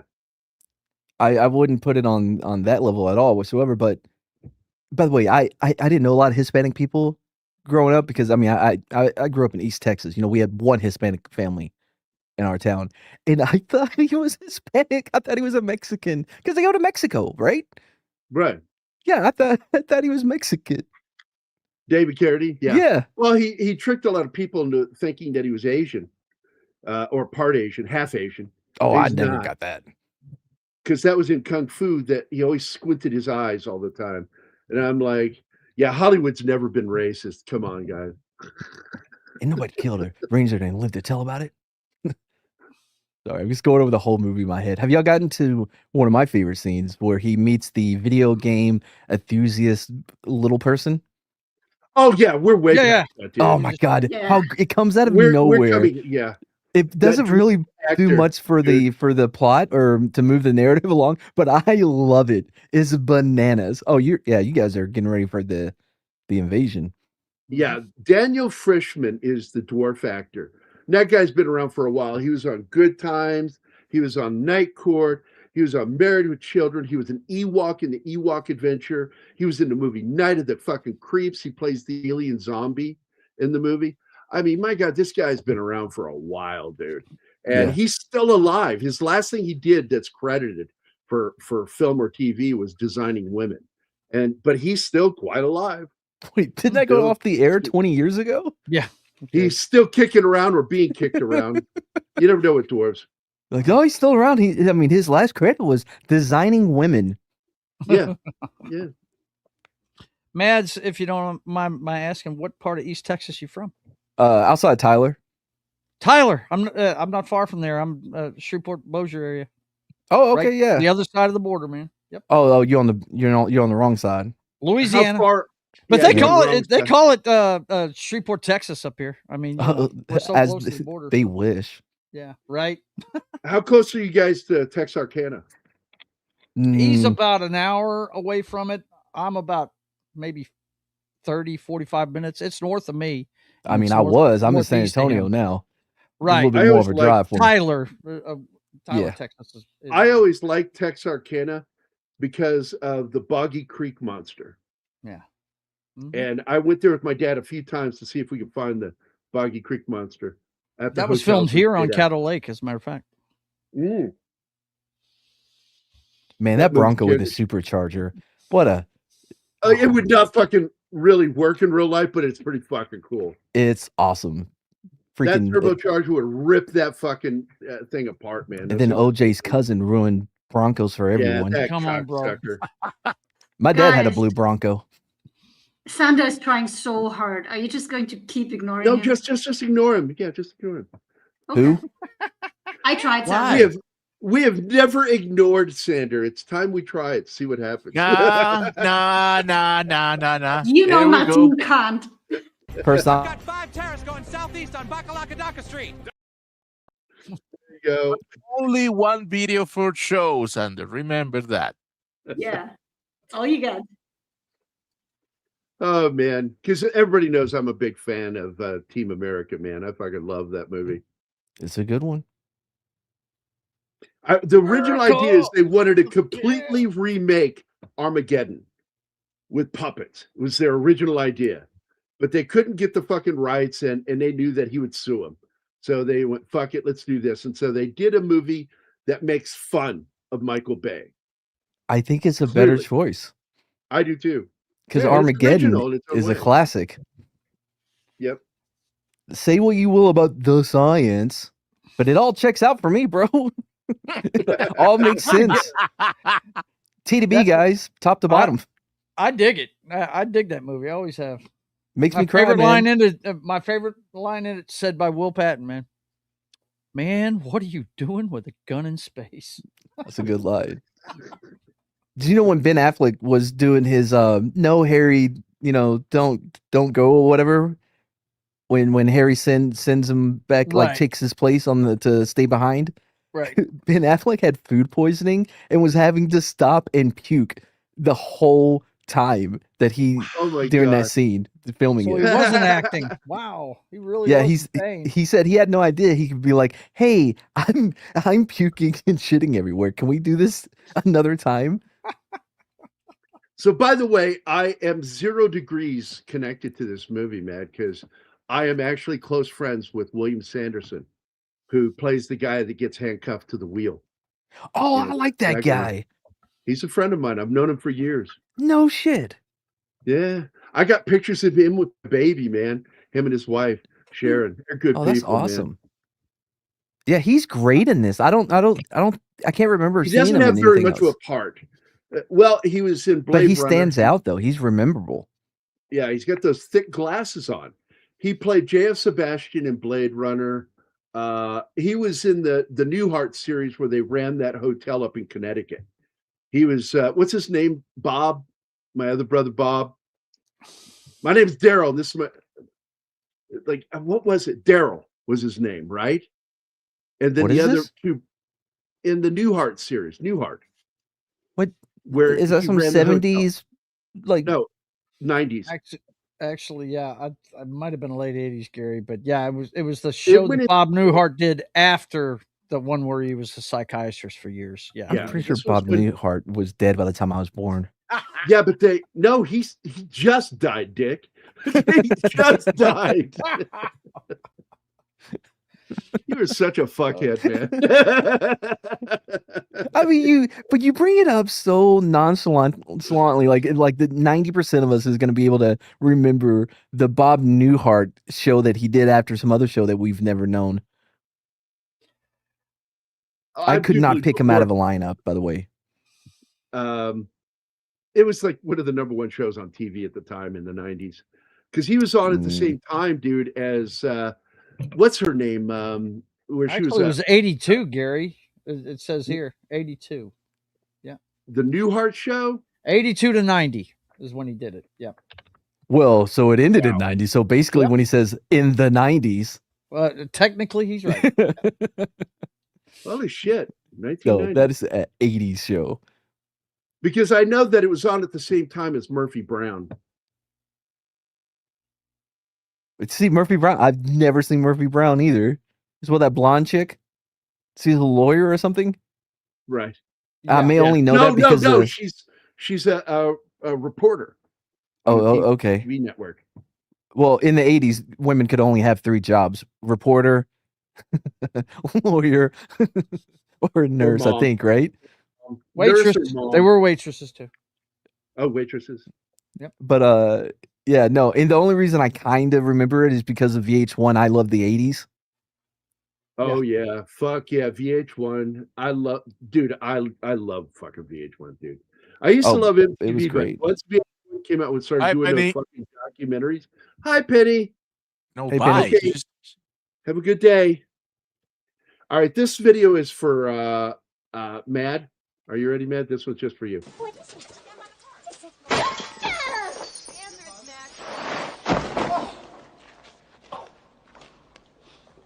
The bitch hit me with a toaster. Now that's foreplay in the machismo home. So you may get a little upset here. I have no idea what movie that is. Oh my Wow. God. Really? No, Yeah, is this Scrooge? Yeah, it's Yeah. Scrooge. Is it? Yeah. Okay. Scrooged. Yeah. I may have seen that once as a toddler. Dude, I had no idea. Wow. I have dead semen around my nut balls older than you. There is no way. Uh-huh. Murphy Around Brown your was on n- television for 30 years? What was? That Wait, can't what? be right. It says What? it started in 1988 and ended in 2018. What did? What series? Murphy Brown. There's no way. The fuck it did. Oh, No. they restarted it. No, that's cap, Okay. yo. All right. They I was about to say rebooted it. there's Yeah, they something wrong rebooted it. there. Yeah. Okay. I was about to say that there's no way that show was on for 30 years. No way in hell. Yeah, if you look it up, you got to go Murphy Brown first series. And that went from 1988 to 1998, and then they got one season in 2018. Okay. Oh, gotcha. And Ranger, you son of a bitch! Sorry, I'm seeing the slideshow here. Is my favorite part. Don't die on me Martin now, has to Ranger. put all that art shit on here to because we keep getting claimed. Even though it's not even playing. Yeah, it's a slideshow. So See, we that's added the crazy. filter on there to make it look like it's hand Yeah, painted. yeah, yeah. I did the same thing on my old channel when I was doing What the Flick, and I would make all my friends watch these horrible bad movies from like Neil Breen movies. And Neil Breen movies weren't a problem. I didn't have to do a lot of this shit, but some of the more mainstream bad movies we saw, I would have to do all kinds of shit to try to get around the BS copyright claims. Yep. Like Nick Weiser Neil Breen's started like- doing it. He started putting a what is it, Orangina can that he puts on top of. Well, we Taco learned. Tuesday. I learned how to do this from Mark. Mark's the one that taught me, and he does Nick's slideshows. Yep. And that's why we started doing this. And I wanted to get away from all the negative talk, which I've told you about that before, Matt, because I get tired of just talking negative all the time about movies and studios and shit. It's exhausting. I don't care anymore. I stopped caring when my buddy Mikey died 2 years ago. And I went, I'm done. I don't want to talk about this shit anymore. I want to talk positive stuff. I want to talk about movies that I like or TV shows that I love or stuff that we all love, and that's what we do now. And we're going to do a special show every once in a while. I think Tuesdays is what we picked, where we're going to talk about great shows from the past. Like we're going to do one on the Night Stalker, Kolchak the Night Stalker, which was, one season, but man, what a season, plus 2 movies, great stuff. You got to cover Raised by Wolves on that. Then you got to cover Justified. It's phenomenal. Because Raised by Wolves got canceled before its time. I was pissed that it got canceled. Absolutely. And I'm like, finally, really put something out I'm enjoying. Like, God, I fucking hate his new movies. Like, the last 30 years, man. Jesus Christ. Like, I mean, how many seasons of Westworld did we get? And I think both budget wise and popularity, I think those two are not the first season. Westworld first season was a phenomenon, but after that though, it all dropped off. Yeah, well, it went feminazi, and it's just fucking stupid. But we got more seasons of that. I think 3 or 4, maybe 4. We got more of that than we did Raised by Wolves, and I think if you look at it, there's compatible audience numbers and budget numbers. You know what I mean? Right. But I will point out we got more than 2. That was HBO. Yeah. Right? That was in the midst of the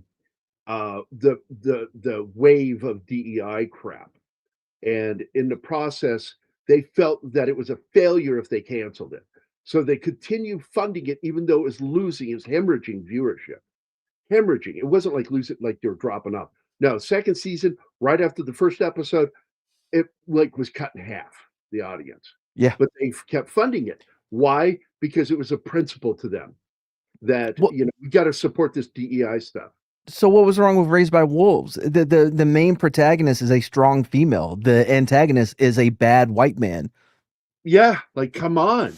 Like, what's wrong with that? And what's even better, though, as we moved further into the series, it started to feel like he was going to start becoming kind of a middle-of-the-road guy. No, shut up. Where he would be villainous and then he would do something good. Because he did a couple of things that were good. From a certain point of view. He's a chaos neutral character. Neutral. Yeah, chaos. The show ends. Spoilers for anybody who hasn't seen it. He's floating upside down after being crucified. What are you talking about? Well, he was. Yeah, it's neutral. That's a I different kind of topic. felt sorry for the people he was with for the way that they were being subjugated. Yeah. You know, I'm gonna have to rewatch it before you talk it because I'll need to refresh. We need to talk about that show because I really liked that show and I loved her character because she was becoming villainous. Yeah. You know, and so I thought that was really odd. Like as it was like this, the turning of the severe, as she becomes more evil, he starts looking like he might be doing some stuff that's good. So he was kind of becoming like Gandalf the Grey, you know. Yeah, I can kill and stuff. I will. If I don't like somebody, I'll still kill him. It doesn't make me a bad guy because I still do a lot of good stuff to make up for it. That kind of thing. You know what I'm talking about. What did y'all think about his love interest in here in the movie? Getting us back on topic. Barbara Carrera was hot. And wait, she's not Hispanic either? Is anyone in this movie Hispanic? Well, I think she's Spanish. I think she's Spanish, like from Spain. Next, you're gonna tell me his partner is is like Armenian or something. Nope, she's Nicaraguan. Beltran is half Mexican. No, yep. Nicaraguan. Who's that? What? Not according to IMDb. She's Nicaraguan. No shit. I thought she was from Spain. Because she got her big break in Europe. She is Nicaraguan, yeah. That's crazy. What about his what's his partner's name? Damn it. The young kid. Robert Beltran. Chakotay. Yeah, he played Chakotay on Voyager. Yeah. He's half Mexican. Only half, really? Which half? The better half. I don't know, but the other one is apparently Native American. So he's an interesting mix.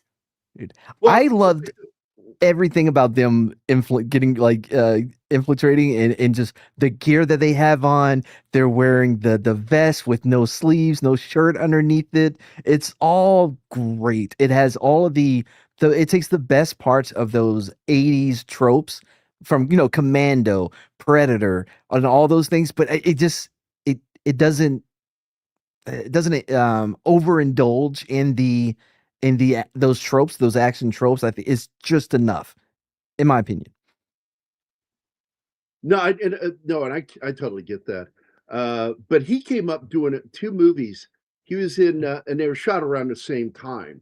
Was Zoot Suit with? I heard that movie was a riot.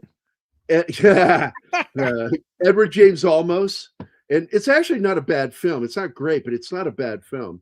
And then he's in a movie that I really liked, Eating Raoul, and he's Raoul in the movie. And it was made by Paul Bartel and Mary Warrenov. And great fucking comedy, dude. Dark comedy about cannibalism in Hollywood. And it's fucking nuts, dude. Nuttier than squirrel turds, I'll tell you. Have you ever seen Ravenous? Ravenous? Yes. Ravenous. Oh, yes, phenomenal movie. So underrated. By the way, you're fumbling with that word reminded me that Don said to say hi to you because I sent him that video clip. What did he say? He laughed his ass off. That was so fucking funny. You saying what you said. Oh, yeah. The message.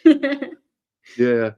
He just laughed. And in fact, when we got on the phone and talked for like an hour and a half, and he brought that up, and he said, God damn, you sending me that damn fucking video from Mad.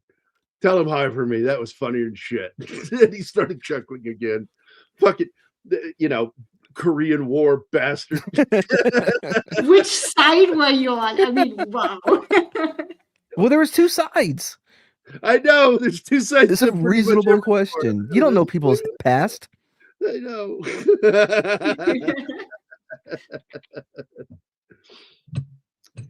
By the way, we were talking a little earlier before you got here about how Chuck Norris kind of had trouble with David Carradine because Carradine didn't really, he's not a trained martial artist. And so he's doing these scenes and he's really fucking kicking him. And he's hitting him. And he doesn't know how to pull his punches. Once he figured that out, he figured out how to work with him. But he would kick him back and shit. But there's a scene where he punches. Remember when he back fists the girl, his daughter, knocks her to the ground? He really hit her. That shot of him hitting her, he hit her in that shot. And when you see her grab her chin, that's where he caught her, in the chin. Because he really She fucking was hit really her. shocked. She didn't have to act. Chuck Norris told about it in an interview. Yeah, he really Really? Did the director just go, all right, check the gate, moving on. Perfect. Yeah, that's it. Well, she probably refused to do another take of that scene after that happened. Yeah, I would too. I would have if I was her. Yeah, cut. Like, That's a fuck wrap. that guy. Yep. Check the gate. Check the gate.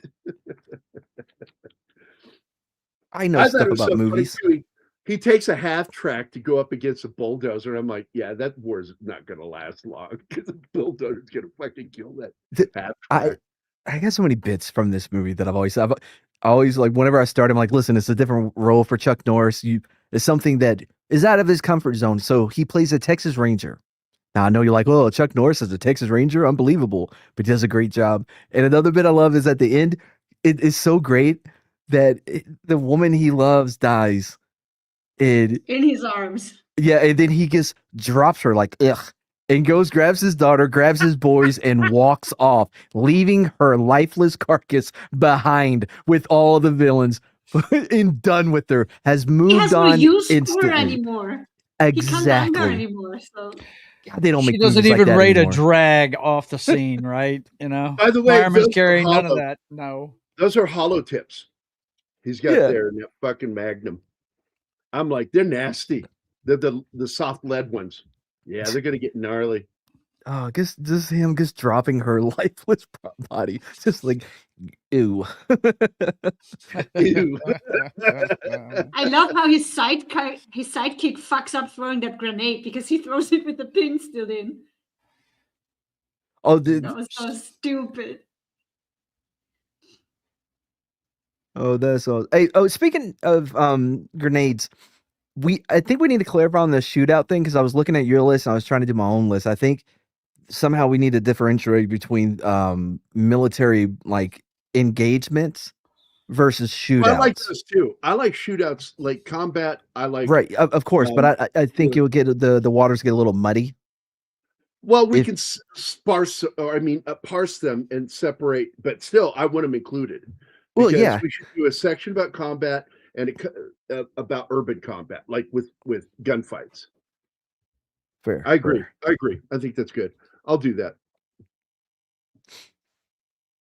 Because we are going to do a show, guys, where we're going to do, and I kind of like the idea of military guys picking their favorite shootouts or combat scenes in film, because it's all combat. Right, whether right, it's right. civilian or military. And we'll do the first part, which would be like military, and then we'll do the second part, which would be just great shootouts. And I'm going to guess that some of the films are going to be the same for us. Yeah. I was looking at the list. I'm like, man, that one from whatever the one is with the M60 in the barn. Forgot the name of the movie already. Again, that's something the dark. It's something the dark. Yeah. And the movie is like, great acting, but story. But god damn. What I was having problems with was how to categorize Extraction with Chris Hemsworth, right? Because that long ass one shot, especially in the first movie, is it a shootout? There's a lot of shooting happening. There's a lot of hand to hand combat, a lot of close quarter combat. Right. And It's a mixture of the two. Phenomenal. Both those movies are fantastic. You guys got to have the getaway scene in Heat in there. Oh, of course. I do. Yeah, I have the Heat scene in there. I have Heat listed too. Val Kilmer was on his on his shit. Make your list too, Joe. Make your list, Joe. Yes, sir. Like right now. I don't know. Like right this second. Do it. Yeah, what's number 5? Stop getting ready for your show at 5:30 and do What's it. number 5, Joe? Number 5. Number I'll tell five you, is when I put in I. there that it depends. Are we talking about all weapons? Because I just See, watched, that's what I guess. I just watched Courage Under Fire the other day, and that the one of the parts of that movie I love is where you find out that he actually saved a lot of people from getting killed at in El Batra. You know what I mean, by having the tanks turn their Yeah. lights on, right? And I think that's one of the best ones I've ever seen. But that's is that a shootout? Is that combat? I Well, mean, if he gets to do that, I get to do Fury. right? Ladies and gentlemen, this is Leon Isaac Kennedy. He is referred to as the discount Billy D. Williams. Yes, 100%. also- I've never seen that before. You're absolutely right. It's like his He was off-brand cousin. His budget version of Billy D. Williams. He also, like Billy D., supported Jerry Curl. I mean, as Right. my stepdad, he also had the Jerry curl.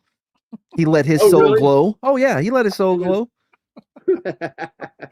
You know what I hated though growing up? I grew up in Virginia, and I grew up in the black community. I was poor, and the smell of sulfa 8 grossed me out so much because it was what they would put in their hair to protect it, because their hair would get really dry and brittle, and so they would put sulfa 8 in their hair after they washed. And man, God, the smell would get so pungent with that sulfur. Oh. But man, Jerry curls, man, I remember a couple of kids in high school doing it. Keith, what was his last name? He was our pianist in our high school, the main student that really was fucking good on piano. And my God, that guy Jerry curled up his senior year, my junior year. There's the poster shot they should have used. No, I don't think so. You don't It think gives so? away too much. No, I think the poster probably. What was the poster? I don't think I've ever seen it. It's them. It's in the background here. It's Chuck Norris facing off with. Okay. Carradine, Yeah, that's profiling. fine. With an explosion, of course. Yeah, neither one. I mean, at least they're not walking away from it. Right? I saw this movie 4.5 weeks before Return of the Jedi got released. I think that's what In the same hurt it theater. the most was that fucking movie came out and took some of his. No, I have no idea how this movie did. This movie Box did office really wise. well. Did It it? did great. Oh yeah, I mean it was shot on a shoestring budget. This was a $5 million movie, and By the way, it made over double that. It made 12.2 Oh, nice. million. By the way, I do love that even though his new hot fling died and rotted in a desert where he left her, His wife still wants him back. but he does not fall for it. Nope, he turns around and walks right away Yep, from it. he goes- She just looks at him about chewing on that door. No. I've discovered younger options. Oh, You're the No, I same think age he's as just- me. He's just done with the needy bullshit. That too, yeah. Oh, she's whiny too. Yeah, and I said that before you came here. I hate her and I hate the daughter because the daughter is an entitled brat who acts like a fucking 5-year-old. Yeah, she does. She does play it a lot younger than what she looks. When she jumps at Carradine when they're fighting, who the fuck who is old enough to fucking drive does shit like that? Then she's screaming all the time during the shooting, like fuck off, really. I Yeah. hate characters like that. I do think she does play it younger than what she's supposed to be, and definitely what she looks. She looks like she's in her 30s. But then and again, it's the 80s. Everyone looked like they were in their 30s. 12-year-olds. She's could get- supposed to be a teenager in this. Yeah. And she's acting like a toddler. but so mit when do you think that he's looking into as his next? Who was it?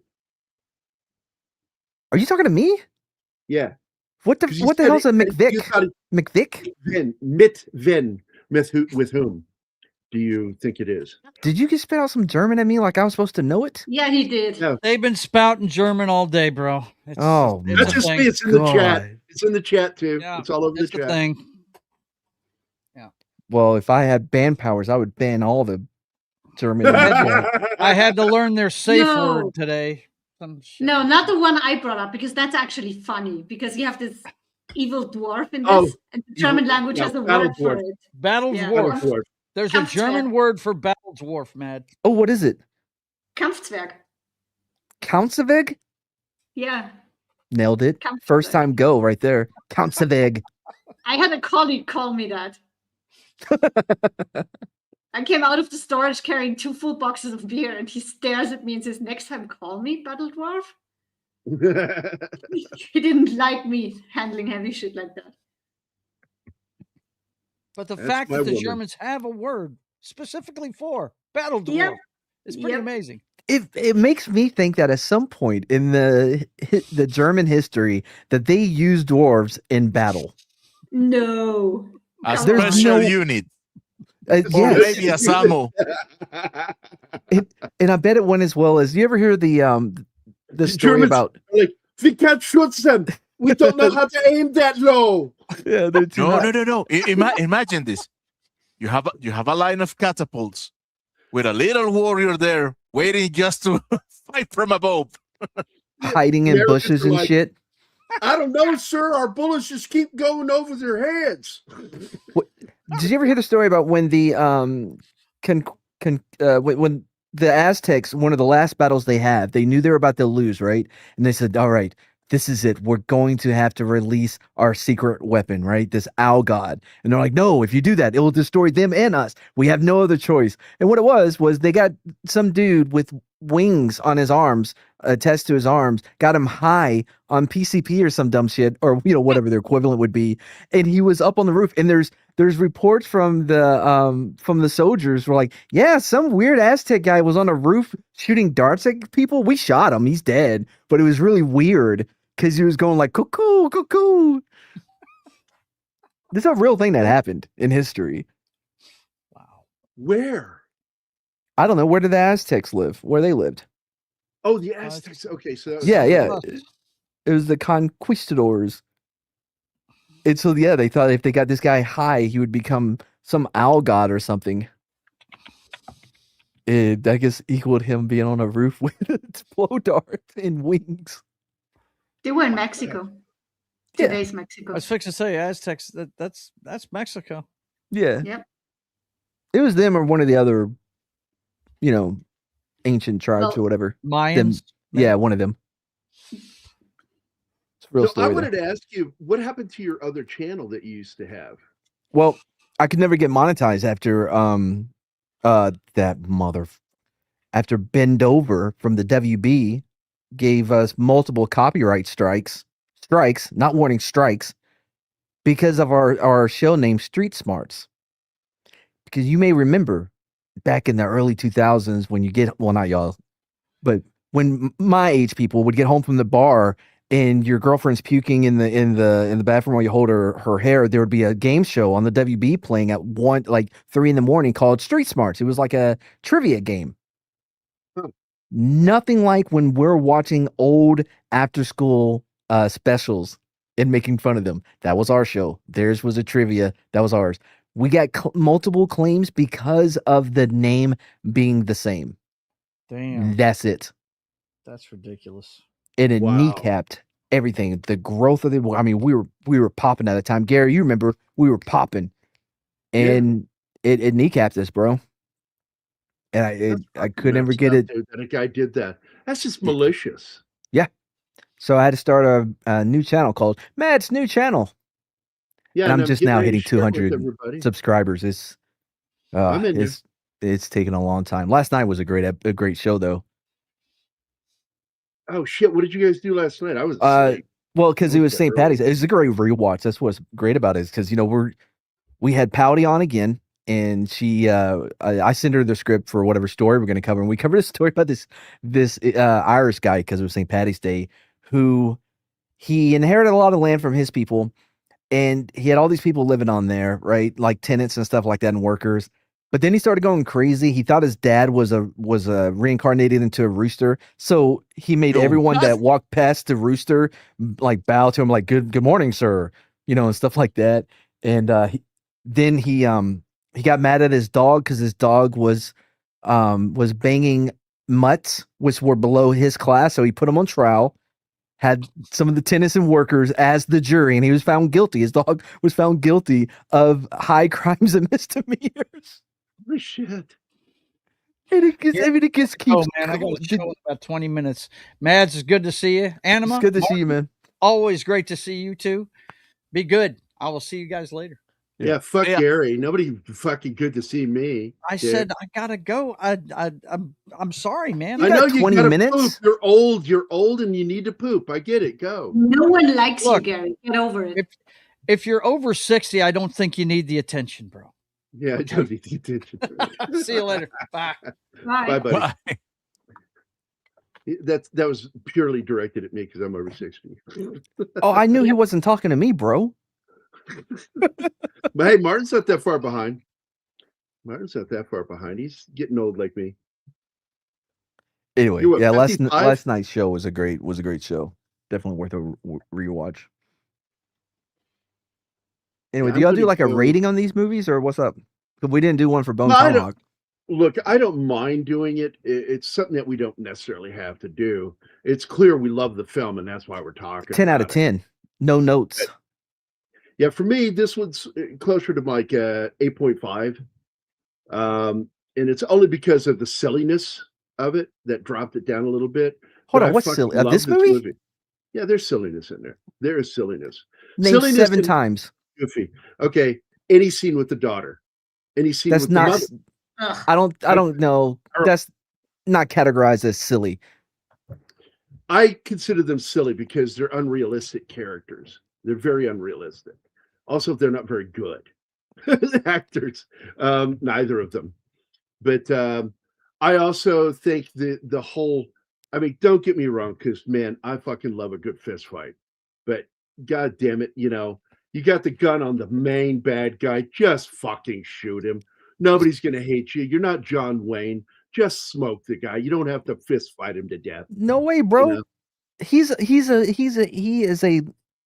is a law enforcement officer. He has ethics. Well, he's also in Mexico, as I recall. So it's Wow. okay. So Hunter S. Thompson allegedly shoots his wife in Mexico. Now anybody can shoot anybody if they go to Mexico. Goddamn right. I don't know. Was that Hunter S. Thompson? Is that right? I think that was. No. It's the sci-fi writer. Fuck, I always get them mixed up too. I don't know why. No, Naked Lunch is a by. Yeah, of course. Naked Lunch. Oh, what is his name? And he had that weird thing where he would cut everything into like 4s and then just mix it up like a fucking lunatic. Yeah, it's Naked Lunch. Looking it up, based on. Come on, open. God, it's taking forever. All right, here we go. William S. Burroughs. That's it, William S. Burroughs. I don't know why I always get those two mixed up. I for got some to. reason. Well, I know you said Hunter S. Thompson, William S. Burroughs. It's very similar. Hubbard Hubbard. could write good science fiction if he tried. Like I'm you could sorry.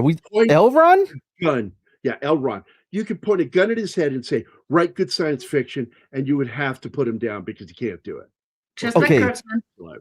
Did y'all know that one, he has the Guinness Book of World Records for the most books written? That's Yeah, first. and he's a terrible author. Oh, I loved because- it when another famous author knocked him on his ass, and before he walked away, he said, "And you're a terrible fucking writer." You know what he did, right? He would, because he got paid per word. And Yep. so he would have all these aliases for all these different magazines, and he would send these short stories. He would take butcher paper and put it in his typewriter, take a shit ton of speed, and goes da da da da da, goes type out whole stories. His motto was first draft, last draft, get it out the door. And even that motto needs a rewrite, but that's not what his thing. Yeah.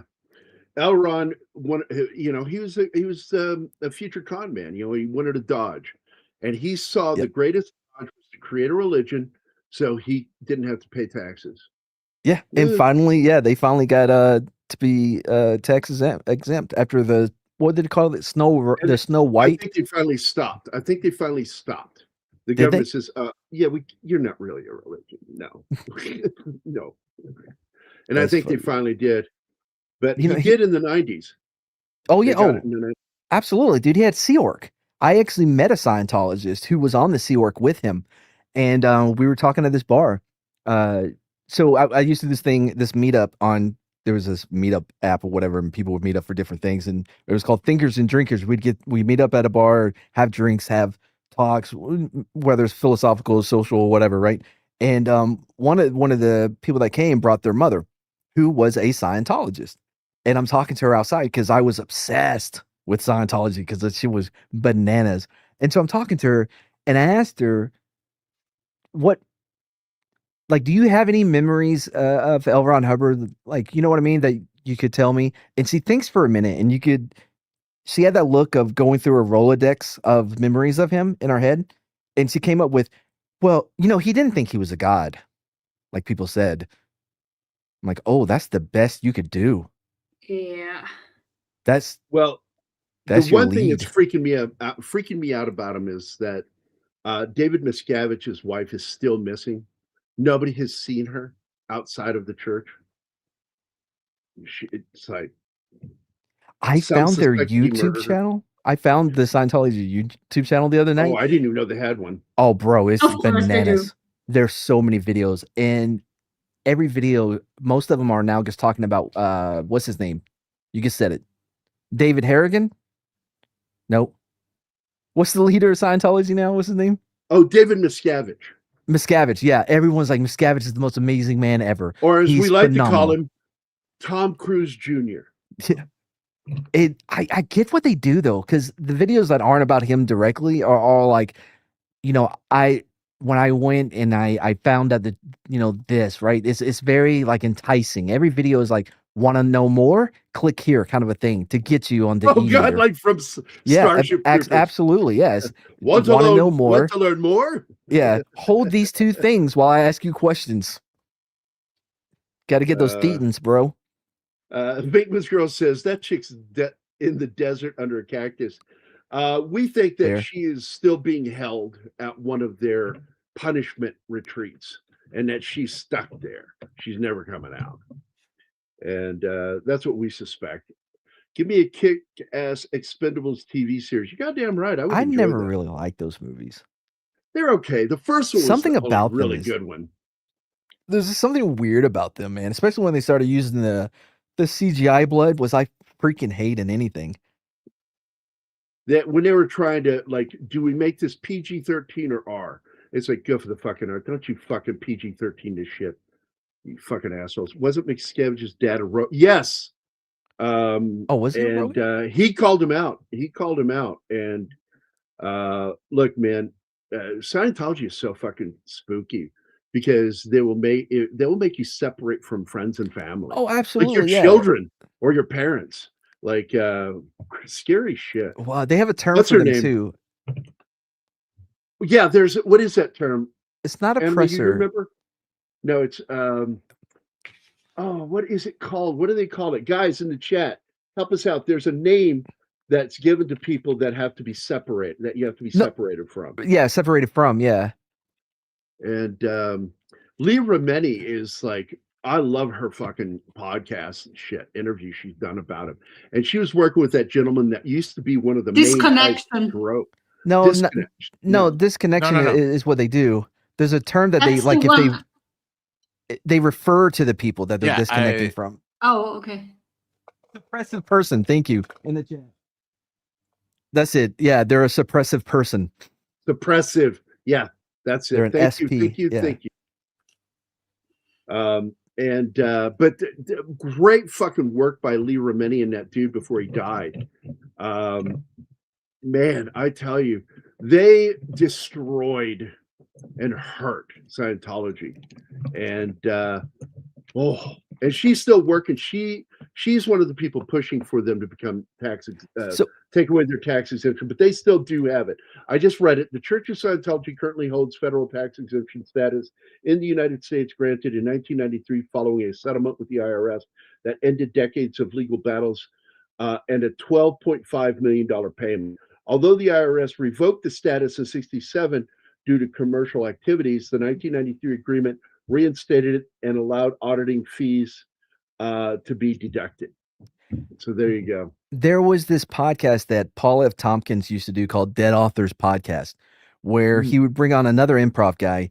All right, so the premise was Paul F. Tompkins was H.G. Wells, and using a time machine. He didn't build it, but he had it. He would go in the past and get authors and bring them back and do an interview, right? So he did like Plato. He did Burroughs. He did the guy that did Tarzan, so forth and so on. Well, he brought on a guy and did L. Ron Hubbard, and it's all improv, right?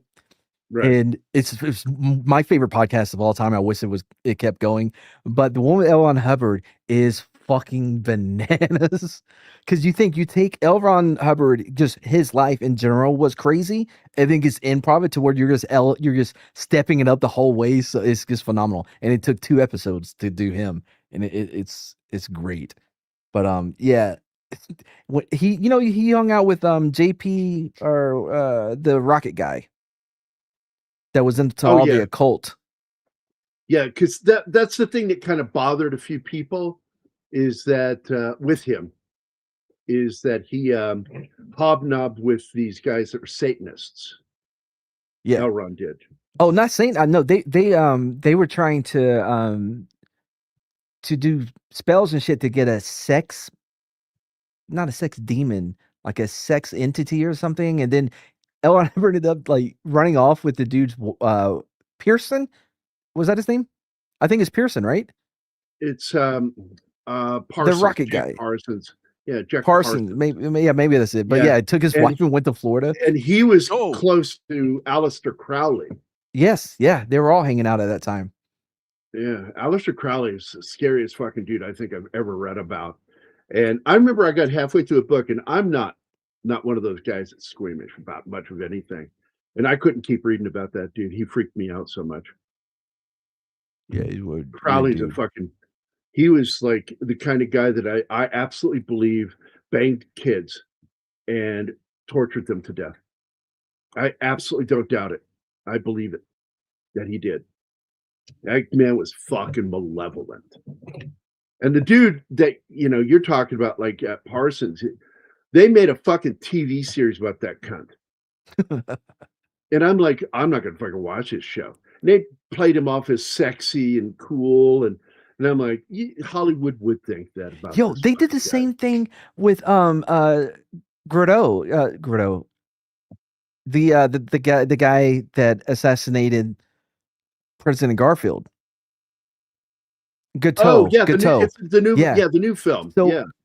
One of our early episodes, we covered that dude because he was fucking bananas. He got kicked out of a sex cult, but he couldn't even get laid in this sex cult. They called him Get Out Charles. That was his nickname. Was Get Out Charles. Anyway, the way they portrayed him in this show, I had to stop watching. I'm like, that's not him. They made him again seem very sympathetic. Like, oh, you can kind of get. He kind of no. The dude was a psychopath.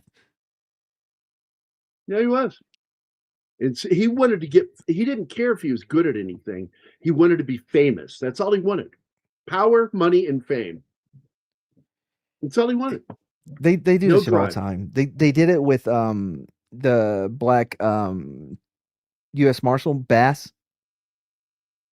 Oh, that show was awful. It had some good moments in it, and it was just so full of shit. From the jump, they misrepresented his relationship with his master. It was totally different than how they portrayed it. And it gets, same Revenant. I love Revenant. Revenant is a phenomenal movie. But our first episode of his. He never got revenge. The sad thing about him is he never got revenge at all. No, but he never had a son. Oh yeah, that was also bullshit. Yeah, he just wanted his rifle back, which he did get back. But the reason he didn't get revenge because he finally finds the dude and he's been enlisted. And he's like, the army told him he couldn't. They said, if you kill him, it'll be a federal crime. He said, you better stay in for the rest of your life. Yeah, and the guy did get killed later. And they show that in the film. He got run down by I'm not sure it was Comanche or what it was. Who, the Tom Hardy character? Yeah, Tom Hardy's character got. Yeah, but it didn't happen after the fight. After a fight with it took place with Hugh years Glass. Later. Yeah. No, it took place years later. Again, great movie. The runner, the one shot when their camp is being attacked in the beginning of the movie, fucking phenomenal. Yeah, the crazy photography in that film and the movement of the camera. Yeah. Felt like it was almost supernatural the way the camera moved. It's so great. And yes, I do like that movie. The bear scene, man, I swear to God, I got into a fight with somebody. The bear was talking to RAPM. And I'm like, dude, no, what? It's a female bear, you dumbass. I don't know why that started. Yeah. Oh, dude, they still say that. They still talk about, oh, you mean the movie where Leonardo gets raped? I'm like, I don't know if y'all know what bears or rape is. Yeah. What? Yeah, it's a thing. It's a thing. It's been a thing for a very long time. On a show with a guy, and I remember saying, "You're an idiot." Yeah. On live show, I've done it. Like Magic, you would like this. There are shows that don't exist anymore that have been deleted off the internet permanently because I went after somebody very casually, just mocking them. Oh, brother, on their stupidity. Same here. I've always wanted a troll, like somebody to come after me. I've only had it happen one time, and I destroyed him. Unfortunately, he's dead. But man, when he was alive, he was a complete asshole. What did you do to him? Oh, I didn't give him COVID. It's who I think it is. It's not who I thought it was. Okay. I'll say his name. Wait, what was his name? Oh, Chief. No, it's just the way you said you destroyed him, and then the next sentence is, unfortunately, he's dead. It's like, Oh, no, no, I didn't destroy him like what a bear would do to Leo. Not like that. So you didn't try to grape him then? Yeah, exactly. Well, I did, but no graping. Ew. It was consensual. No. I guess he was consensual because he paid me. I can't remember that dude's name, but yeah, that was a long time ago, dude. And I ran circles around him, dude. He was the big bad wolf too. Everybody didn't want to say anything to him because he had a whole crew that would go after you and try to dox you and shit like that. And he was sitting there, he's like, "Oh yeah, we're getting information on you right now. Just you wait." And I was sitting there, I'm like, "That's a big move." No, I was like, "Where do I look though? Do I get an email? Do I get a text?" He's like, "Just you watch." Okay, I haven't seen anything. Is it on a delay? And I just kept, because he had nothing, and I just kept fucking with him. Oh, it was so great. What was that dude's name? Yeah, I remind people, because I've had people threaten me, and I go, "I want to remind you, yes, I was a combat medic, but I was an infantry combat medic. So fuck off. You're not going to scare me. I'll give you my address. You pick the weapon, and that's how we'll go." And I'm pretty sure that I would win in a duel with most people because I'm very fast shot and I'm very accurate. Yeah, if we ever dueled, I would pull Andrew Jackson, where I would wait for you to shoot fast and hopefully you miss. I mean, shoot first and hopefully you miss, and then you got to sit there while I aim. Oh, God damn it. Go ahead, get it over with. That really happened, by the way. Yes, I know. Yes, I know. It was him and a reporter. We covered that a couple weeks ago. It happened with, historically, it happened with, what's his name? The one that they made the musical about, which is so stupid. Hamilton and Burr. And the thing that pissed me off was it's like he intentionally set that up for him to get hit. He didn't think he was going to get killed. He thought he'd survive. Hamilton did. But he basically set that up so that Burr would shoot him. And then he's like trying to find ways to constantly destroy Burr, who's constantly doing it, trying to destroy him. And he was failing miserably. Burr at every turn just fucking beat him. And finally it's like, well, we'll have a duel. And then he let fucking Burr shoot him. Yeah. Well, how did that work for you, Hamilton? Well, to be fair, it didn't work out very well for Andrew Jackson either. Shot him in the chest and he coughed. Well, I think it was tuberculosis, but they couldn't take the musket ball out. They called him Bag of Marbles. He had so many musket balls in him. He dueled 143 times. He'd also been shot. The guy tried to assassinate him. No, the guy didn't shoot him though. He pulled out the musket. Misfire. The second one misfired, and then he beat the shit out of him with the cane. Yeah, Andrew Jackson beat the shit out of the dude with his cane, and he said, "My cane never misfires, bitch," and hits him with a cane. That may be apocryphal, but it feels right if you knew It the feels story. right. I like that. I'm going to keep that as a historical fact. Yeah. But Jackson, he was an asshole. I tell Oh, people absolutely. he was a nefarious man, and he, as a president of the United States, he did one of the most vile things. He was one of the first people after we got a ratified treaty with many of the Indian nations. He says, "Fuck those treaties. I'm going with the army."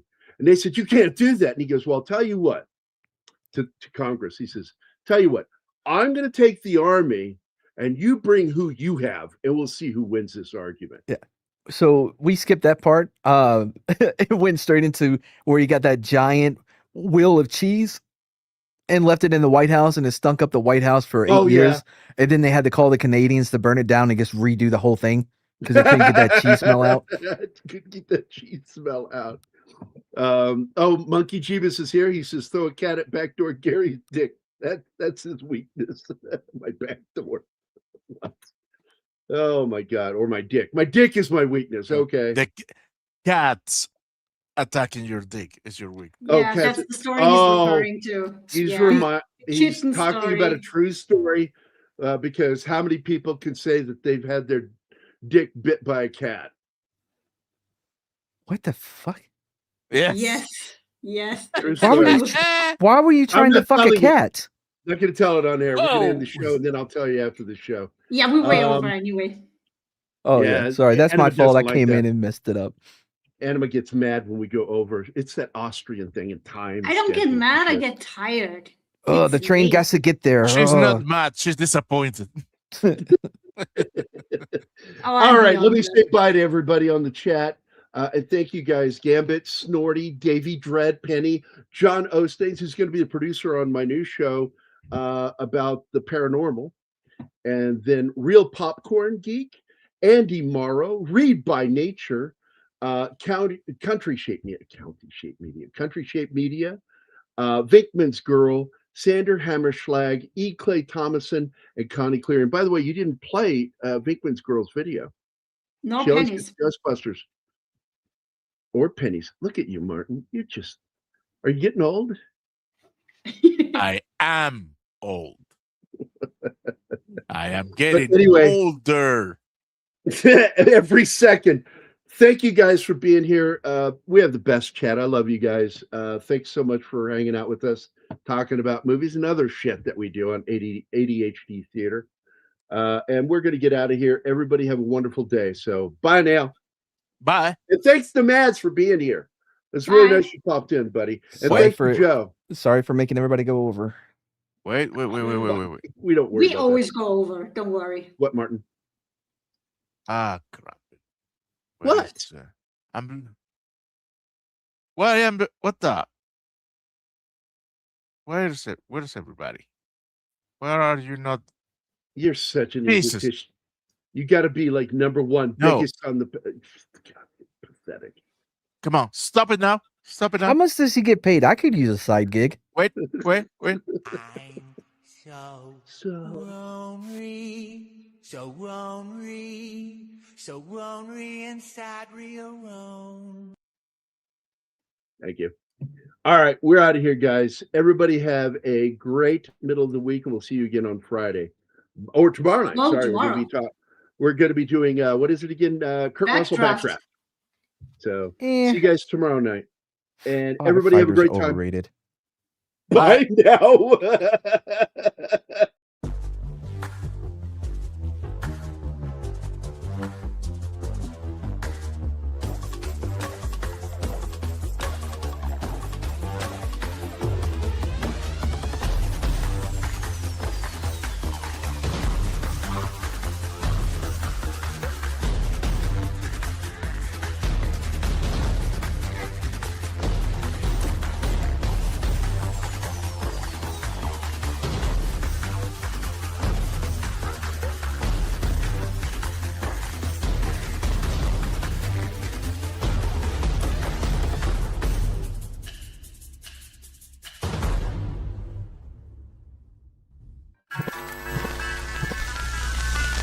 Y'all come back now. You hear?